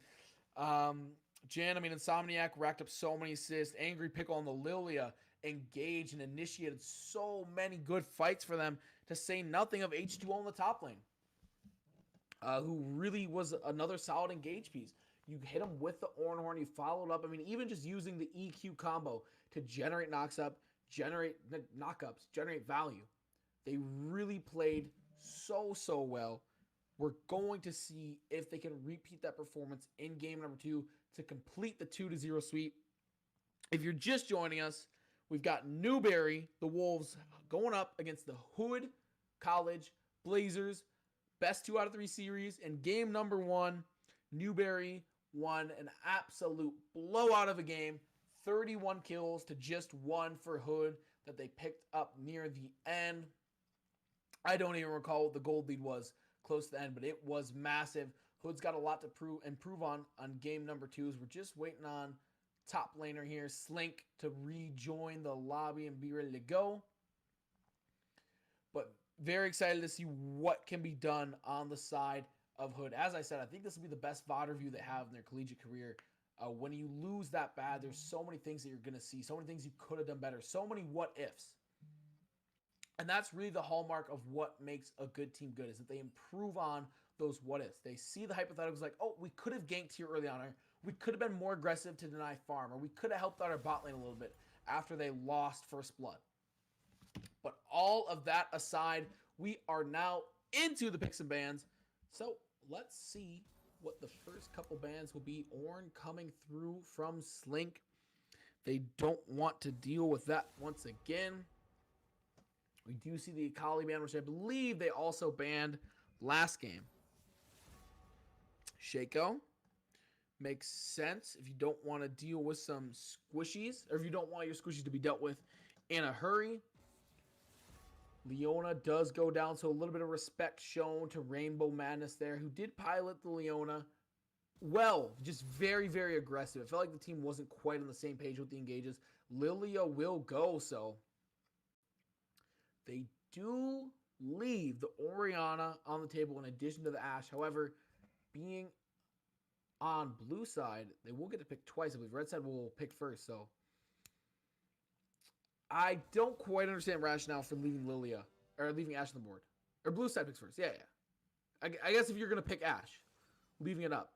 So the real question is, what ADC do they scoop up for Jhin to play now? And does Jhin have the expertise that was flexed in game number 1 on champs other than the Ashe? We're going to see if that comes to fruition here. First 2 picks going to come off the board for Newberry. They are taking their sweet, sweet time with this one. Going to pick up the Caitlyn. So we have flipped the roles from last game. Caitlyn on Ashe. But this time Caitlyn will be piloted by Jhin. Ashe will be piloted by Rainbow Madness. And they will pick up their second here. And it will be the Braum. They're going right back to the Braum. No reason to not go back to it. Performed so well last game. Was a very solid pick. Piloted very well. Insomniac puts in a lot of work. Vi, this is the second Vi that we've seen today. Coming out of the jungle. They're looking to get a little more engaged, a little more aggression. Vi can set up some very good ganks, especially post 6. And they're going to run it back with Ahri. Broncliff says, that wasn't my best showing. Let's run it back with Ahri one more time. Last pick before a second round of bans coming through. It will be Newberry's pick. Let's see what they take here. And they do scoop the Hecarim. Also the second time we've seen Hecarim play today. Just an absolute late game beater. In my opinion, on the same level of just late game ridiculousness as Vladimir. Just so tough to deal with. The mobility's so high. Very, very good start. I like both teams' compositions a lot so far, but it's very obvious Newberry is saying, hey, we played so dominant in the early game. Why not just pick late game champs? So if there's a chance that we're less dominant, we still scale out. I like the thinking. Goblin King 2-1 in chat. Saint Ambrose did win. Saint Ambrose with a big sweep. 1-2-0. Large comeback in game number 1. They got it done, however. So we do see an Orianna ban coming through. In addition to Set leaving the board there. Last 4 picks, 2 for each team. Game 2 on the horizon. 1-0 lead after Newberry absolutely blew the brakes off of Hood. We'll see if Hood can put up more of a fight here in game number 2. Maybe even push us to a 3rd game in this best 2 out of 3 series. Jhin is picking right now. Probably pick up a mid laner. And Will and Silas. Let me get on my soapbox quick. Silas is amazing. I love the pick. Stealing so many valuable ultis across the board right now. They just buffed Silas. Silas is my ultimate ace in the hole. Any situation will give you some sort of value. As we do see the Gnar being locked in as well. Interesting composition coming out from Hood. I do like what they're doing with Vi and Gnar. They have 2 frontliners that can displace the front line or even the back line of Newberry. The only question is, can Ashe, Ahri, and Morgana do enough damage to make that relevant? That'll be the question on my mind as we head in this game, as Jax will be picked up. This is a super scaling late game composition coming out from Newberry. The Wolves are absolutely prepared to take this to the late game. They're not scared of it, even though we haven't seen them play in the late game yet this year, because they did just win in 21 minutes. Let's go down the board. I do like the Jacks coming out from H2O there. Played absolutely amazing on the Orn. Another great scaling champion. Obviously, the Orn was taken away from this game. Got the Jacks instead. Not a bad consolation prize, if you ask me. Still scales so great to late game. Hecarim, what has to be said? Super fast, ganks well, scales well. Boom. Silas, scales well. 1v9 machine with the chains. When you get that lifesteal popping, it's your ace in the hole in every fight. You got to keep track of what Silas has for the ulti. There will be a point in time when you forget, and you're going to get Ashy out at point blank. You're going to have Morgana ulti just pop off in a big fight. That's my ace in the hole. Caitlyn Braum, we saw the Braum play last game. Insomniac, absolutely amazing. Caitlyn recently got nerfed just a little bit. Jhin popped off on the Ashe. However, Caitlyn a few less tools to run people down. We did see Jhin use the Ashe, the slowing abilities, the Ashe arrow to great effect a few times to really create some space, eliminate some space between opponents. We'll see how well it does on the Caitlyn. I'm excited to see the trap placement. On the other side, Slink on Gnar. Slink felt close in a lot of stages of the game to getting kills. So I would like to see them look towards Slink to maybe carry this one. It's not traditional to carry from your top lane, but there's definitely ways you can make it happen. You can funnel things into your top lane. So I'd like to see Vi, played by Grumps, funnel things into the top lane and try to get them some value. Slink has solid mechanics. We've seen it last game. On Gnar, who can get big in that mid game. I'd like to see that happen. Broncliffe on Ahri, once again, got to be more aggressive. You have to be more aggressive. Last game, you played against Orianna, who somewhat do nothing early-ish on, is really just waiting around for that shockwave to come in and generate a lot of value. I wanted to see Broncliffe go in early there, use the charms. Didn't happen. And now it's a lot tougher because you're playing against Silas.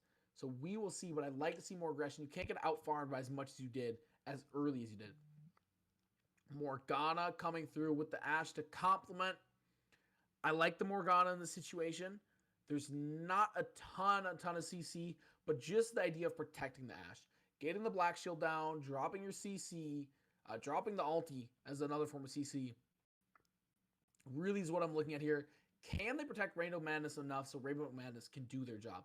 In addition, Morgana has a great landing stage. There's a chance you can just Dark Binding and follow it up and find a kill. And that's something they couldn't do last game. Obviously, had 0 kills in the last 10 seconds. Can they be aggressive? Can they find some kills? Can they generate some value and win a game here? Can they push it to a third? We are going to find out. Newberry, the Wolves, took game 1. If you're just joining us, against the Hood Blazers in convincing fashion. 31 kills to Hood's just 1.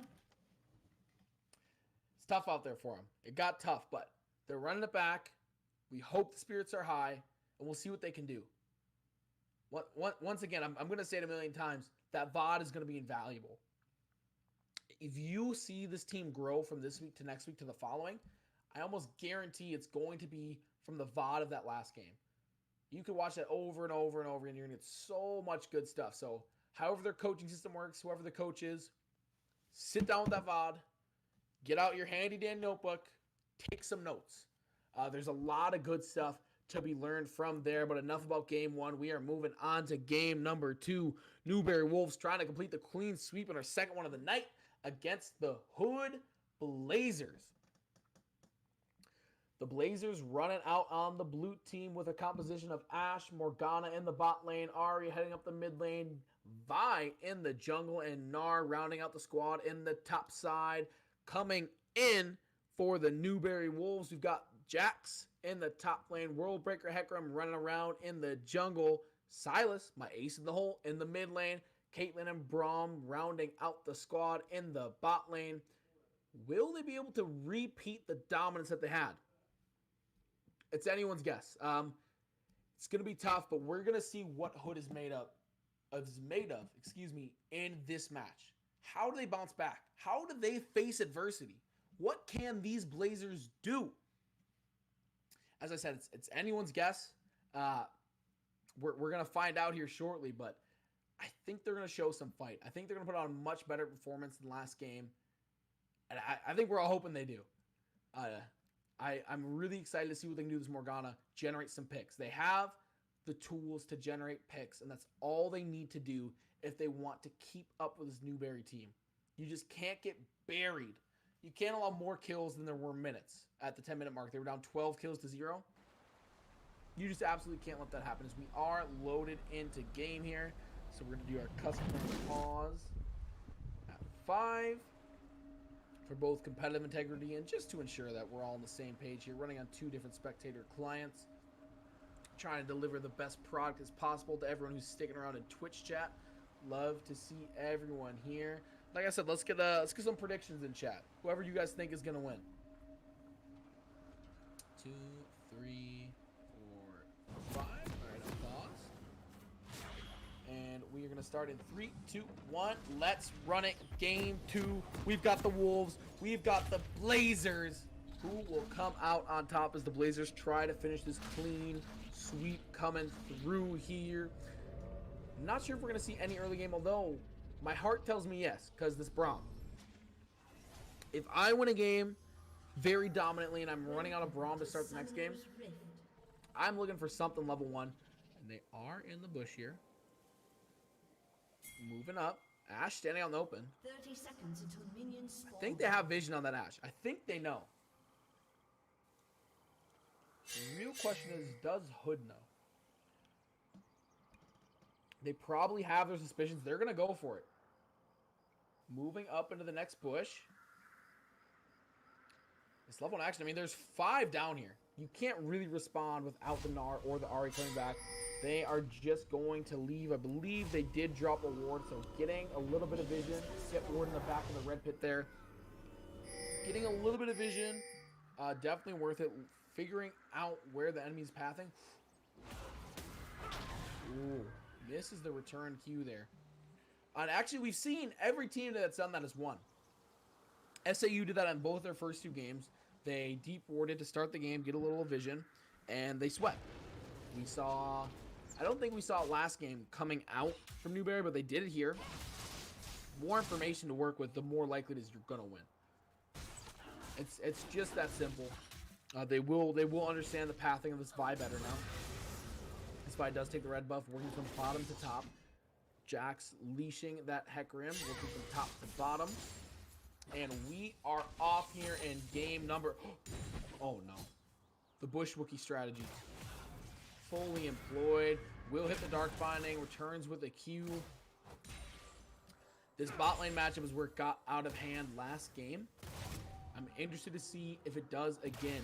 If I am Hood, I am sending my jungler on a level 2, level 3 game. But Vi is already on the top side of the map. Not really feasible. I would have thought about doing a full side bot clear, grabbing Scuttle, and then looking for a gank opportunity in bot lane just to help them out a little bit. Because look how far this lane is already pushed. They have to do something to alleviate this pressure before the pipes burst once again on the bot lane. But they are just going to handle it for the time being. Continue being pushed under tower. H2O going to take a little bit of damage there from the Gnar. I'm interested to see what Slink can do. I think Slink holds the keys to this team for Hood. If anyone can do it, it really just feels like Slink can. Charm coming through. Broncklip losing on some damage. Breeze actually is going to lose that trade. Something we didn't see a lot of in last game. So already some good signs for Hood. Trailing 500 gold here early on. Getting out farmed pretty much across the board. Big one right now is mid lane. 18 farm to 5 for that Silas. Ahri gotta do something to get that farm. Bronco's being shut out a little bit here and is already out of mana. Using up the resources for Breeze. Still looking topped off. Some damage being done here in the bot lane. They're going to continue to push in that tower. H2O going in on Mega Gnar there. Slink doing some damage. Mega Gnar wins those trades early on for sure. Gold lead still sitting at right about the same spot. 700 gold lead right now. They're continuing to outfarm them across the board. And here's where I said it's not just a change of champions. We need a philosophy change. We need to be more aggressive here if you are Hood. Good Dark Binding will land, but they can't really get much follow-up off that with the damage. We'll dodge that. And they're zoning so well. Look at them. They're starting to freeze the wave to make the Ashe come out under tower. They want to set something up. They know their Hecarim's in the bot side of the jungle there. Might actually find the Vi. Vi's running over. You've got a 3v3 here in the bot lane. They do see the Vi, I think. They meet a ping.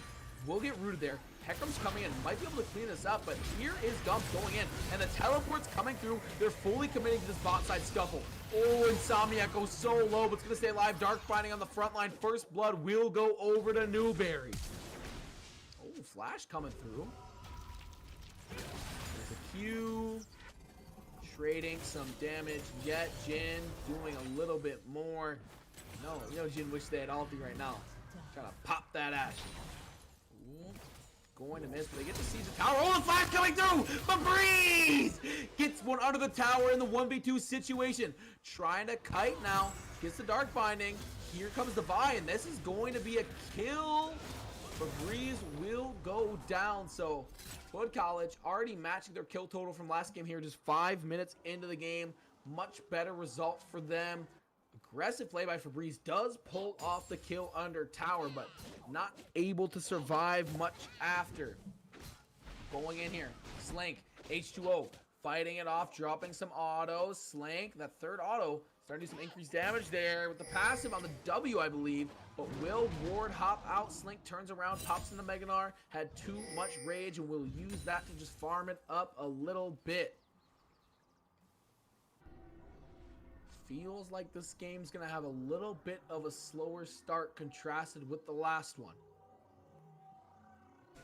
Insomniac coming down, Angry Pickle just going to clear this ward and drag pit and probably take the dragon. Vi is on top side, can't really respond to this. I don't know if there's much that the Ashe and Morgana can do, especially when bot lane and Silas are right around drag pit. So if we're going like this first drag, this earth drag will go over to the side of the Wolves, playing well to start this game. Up 2 kills to 1. Up about 1,500 gold right now.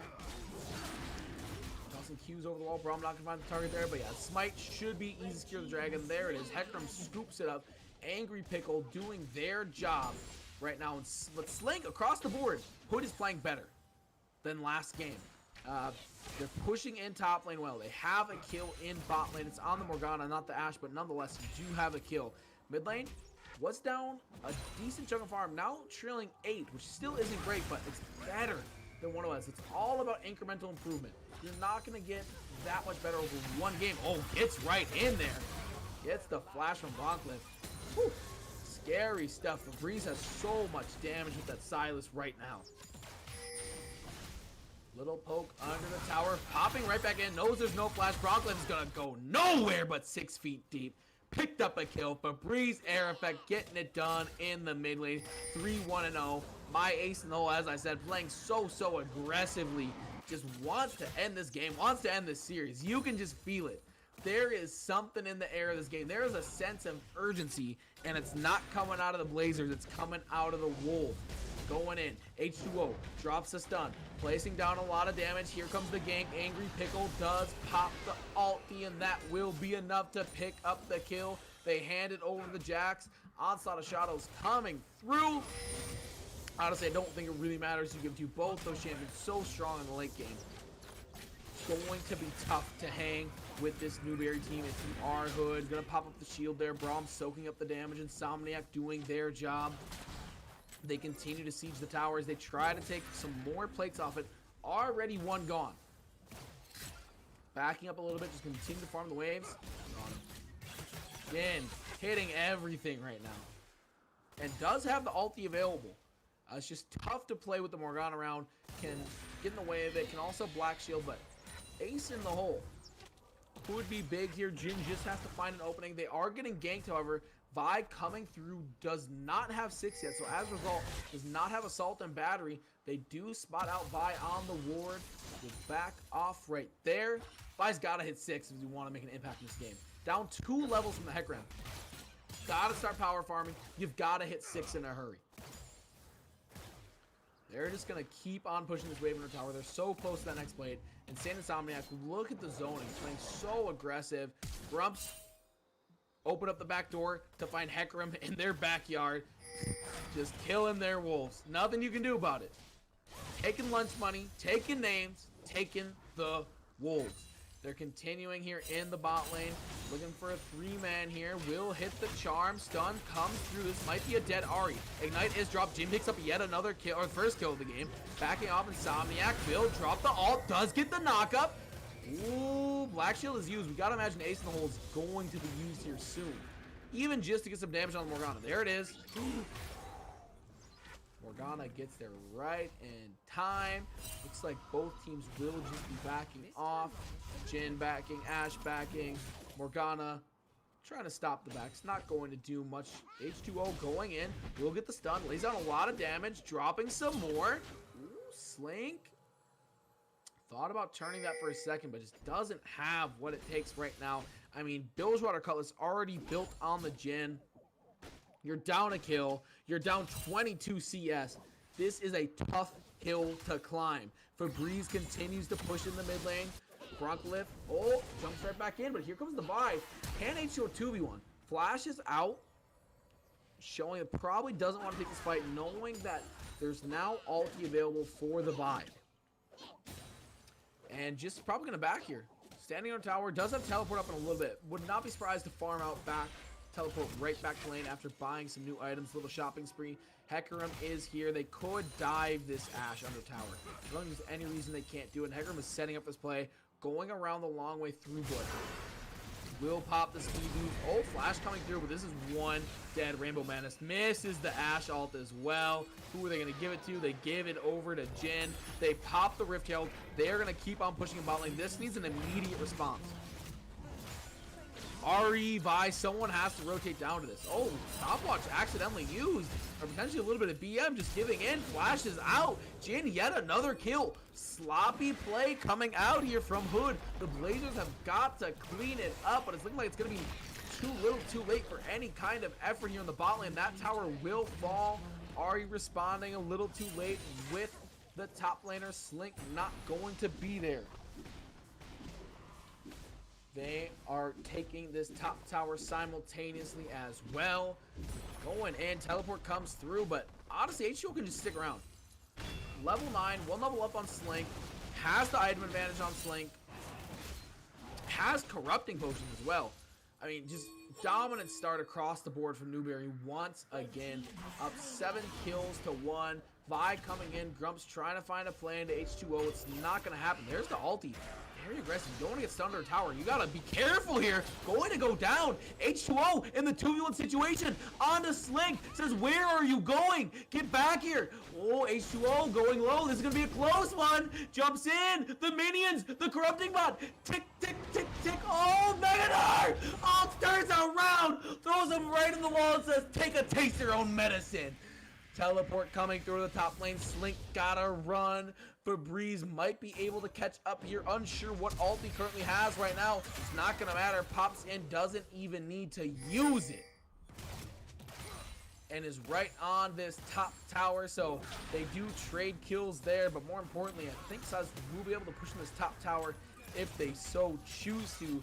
Febreze everywhere at once across the map. Good map awareness. Get the teleport. Get the kill. Going to get a lot of damage off this tower. Not sure if we'll be able to finish it, however. Morgana getting low there. Has to back off. Grumps, you gotta be careful. Febreze air effect does not want to play around. You gotta be careful. Uses the ult. Oh my goodness. Woo. Febreze air effect doing it all right now on the Silas. Traps being placed, so hard to even approach this wave if you are the Ashe. And Armin have a little bit of an easier time, but look at this gank. Top left-hand side of your screen. Angry Pickle about to come in for the dive. Oh, does it? The Ashe ult, it's not going to matter. Jin is just way too much damage on that Caitlyn. They are continuing to push the wave in. Newberry flexing their muscles again here in game 2. We're at 13 minutes. They're up 9 kills. They're up over 10k gold once again. Just looking so unstoppable right now. Gonna take the rapid shot on the bot side. Angry Pickle will probably loop around. We have a 1v1 here in the jungle. H2O, I mean, not much of a 1v1. Will clean that one up. Slink going in. This could be a play for them. Ulti coming through from the Braum. So much damage. Jin is on way too much damage. You don't want to engage in that 2v2. It's like walking into a buzzsaw. Oh my goodness. Jin laying it down right now. And going to move onto the tower, really just has to auto it twice. Here is the Hecarim, was waiting for the dashes, played it smart, played it safe. They will get the kill. Angry Pickle does pick it up. They are on to the next mid tower. Just going to clear the waves, allow Jin time to do some damage to tower. The next wave is coming from, so this tower shouldn't stand for too long. Ash Morgana are in the vicinity. Meanwhile, elsewhere on the map, Febreze taking advantage of all the pressure being generated in the mid lane and taking down that top tower. Angry Pickle saying, don't mind if I do. Free blue buff? I'll take that one.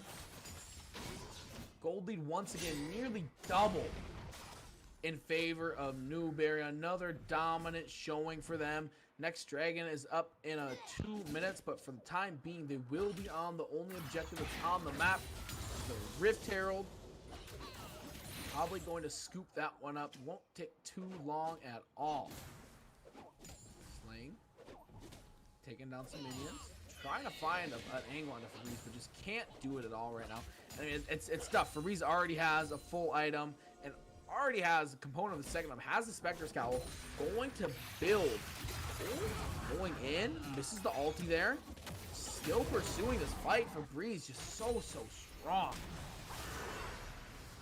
Coming in here. Hecarim on the back line. So much damage. Deleted. Grumps goes down. Insomniac trying to continue the fight, but can't do it all on their lonesome. They will eventually back off. Man, just don't overextend. Do you know who you're messing with? This Hecarim, one shot away from the stun. Good block, Morgana. Knockup coming through. Ash has gone so low. Jin coming in to clean this one up. It is not even fair. Newberry just out here putting on an absolute show.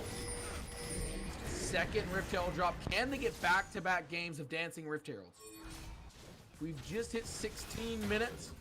Febreze doing so much damage with just one chain. They're continuing to push here on the bot side. Vi's going to go down. Lots of damage coming through. They're going to go onto this inhibitor. Look at this. And already stuck in the top side because you have to respect the Silas, right? Silas looks like it's going in there. You just see on the map, Rift Herald going in here on the mid tower. And they will not have a dancing Rift Herald for a second game in a row. Slink going to go low. Does get the black shield. This next tower is under siege.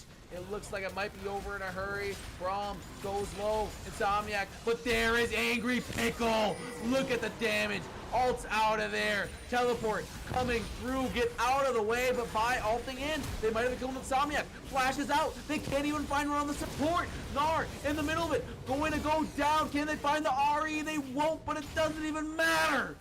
Triple kill for Angry Pickle. They get one more under the tower, finish the ace, and that combined was a 30-minute series, I think. 40. Just about 40 minutes for 2 games. Newberry has just put the NECC on notice. Absolute notice. Those were some supreme displays of talent, and they weren't even playing Kiana. Absolutely amazing stuff from them across the board. I don't think that there's much else to say. Newberry did what they wanted to, when they wanted to, how they wanted to. Hood has to have auto review, but they'll come back stronger. I believe they'll come back stronger. There's a lot of good takeaways from this. I think that is our night here, folks. We started off with SAU going up against Carroll. Clean sweep, the Fighting Bees getting it done. And then here in our second match of the night, Newberry, the Wolves, taking care of business against the Blazers coming from Hood College. I think that I'm all clear to sign it off, so I just hope that everyone has a phenomenal night. I hope that you tune in for the rest. There is a schedule. I believe the schedule is on Twitch there. You might be able to find that out. Otherwise, I think we can flash it up here to end the stream. A lot of other esports being played. We've got Valorant. We had Overwatch last night. We've got Rocket League coming up. We've got League of Legends. There's so much exciting content in this space, in collegiate esports, particularly in the NECC. You definitely want to be here for it. Follow, hit the bell. Let's get the ring. I want to see the notifications on, all right? Everyone out there, just have a phenomenal night, guys. Peace.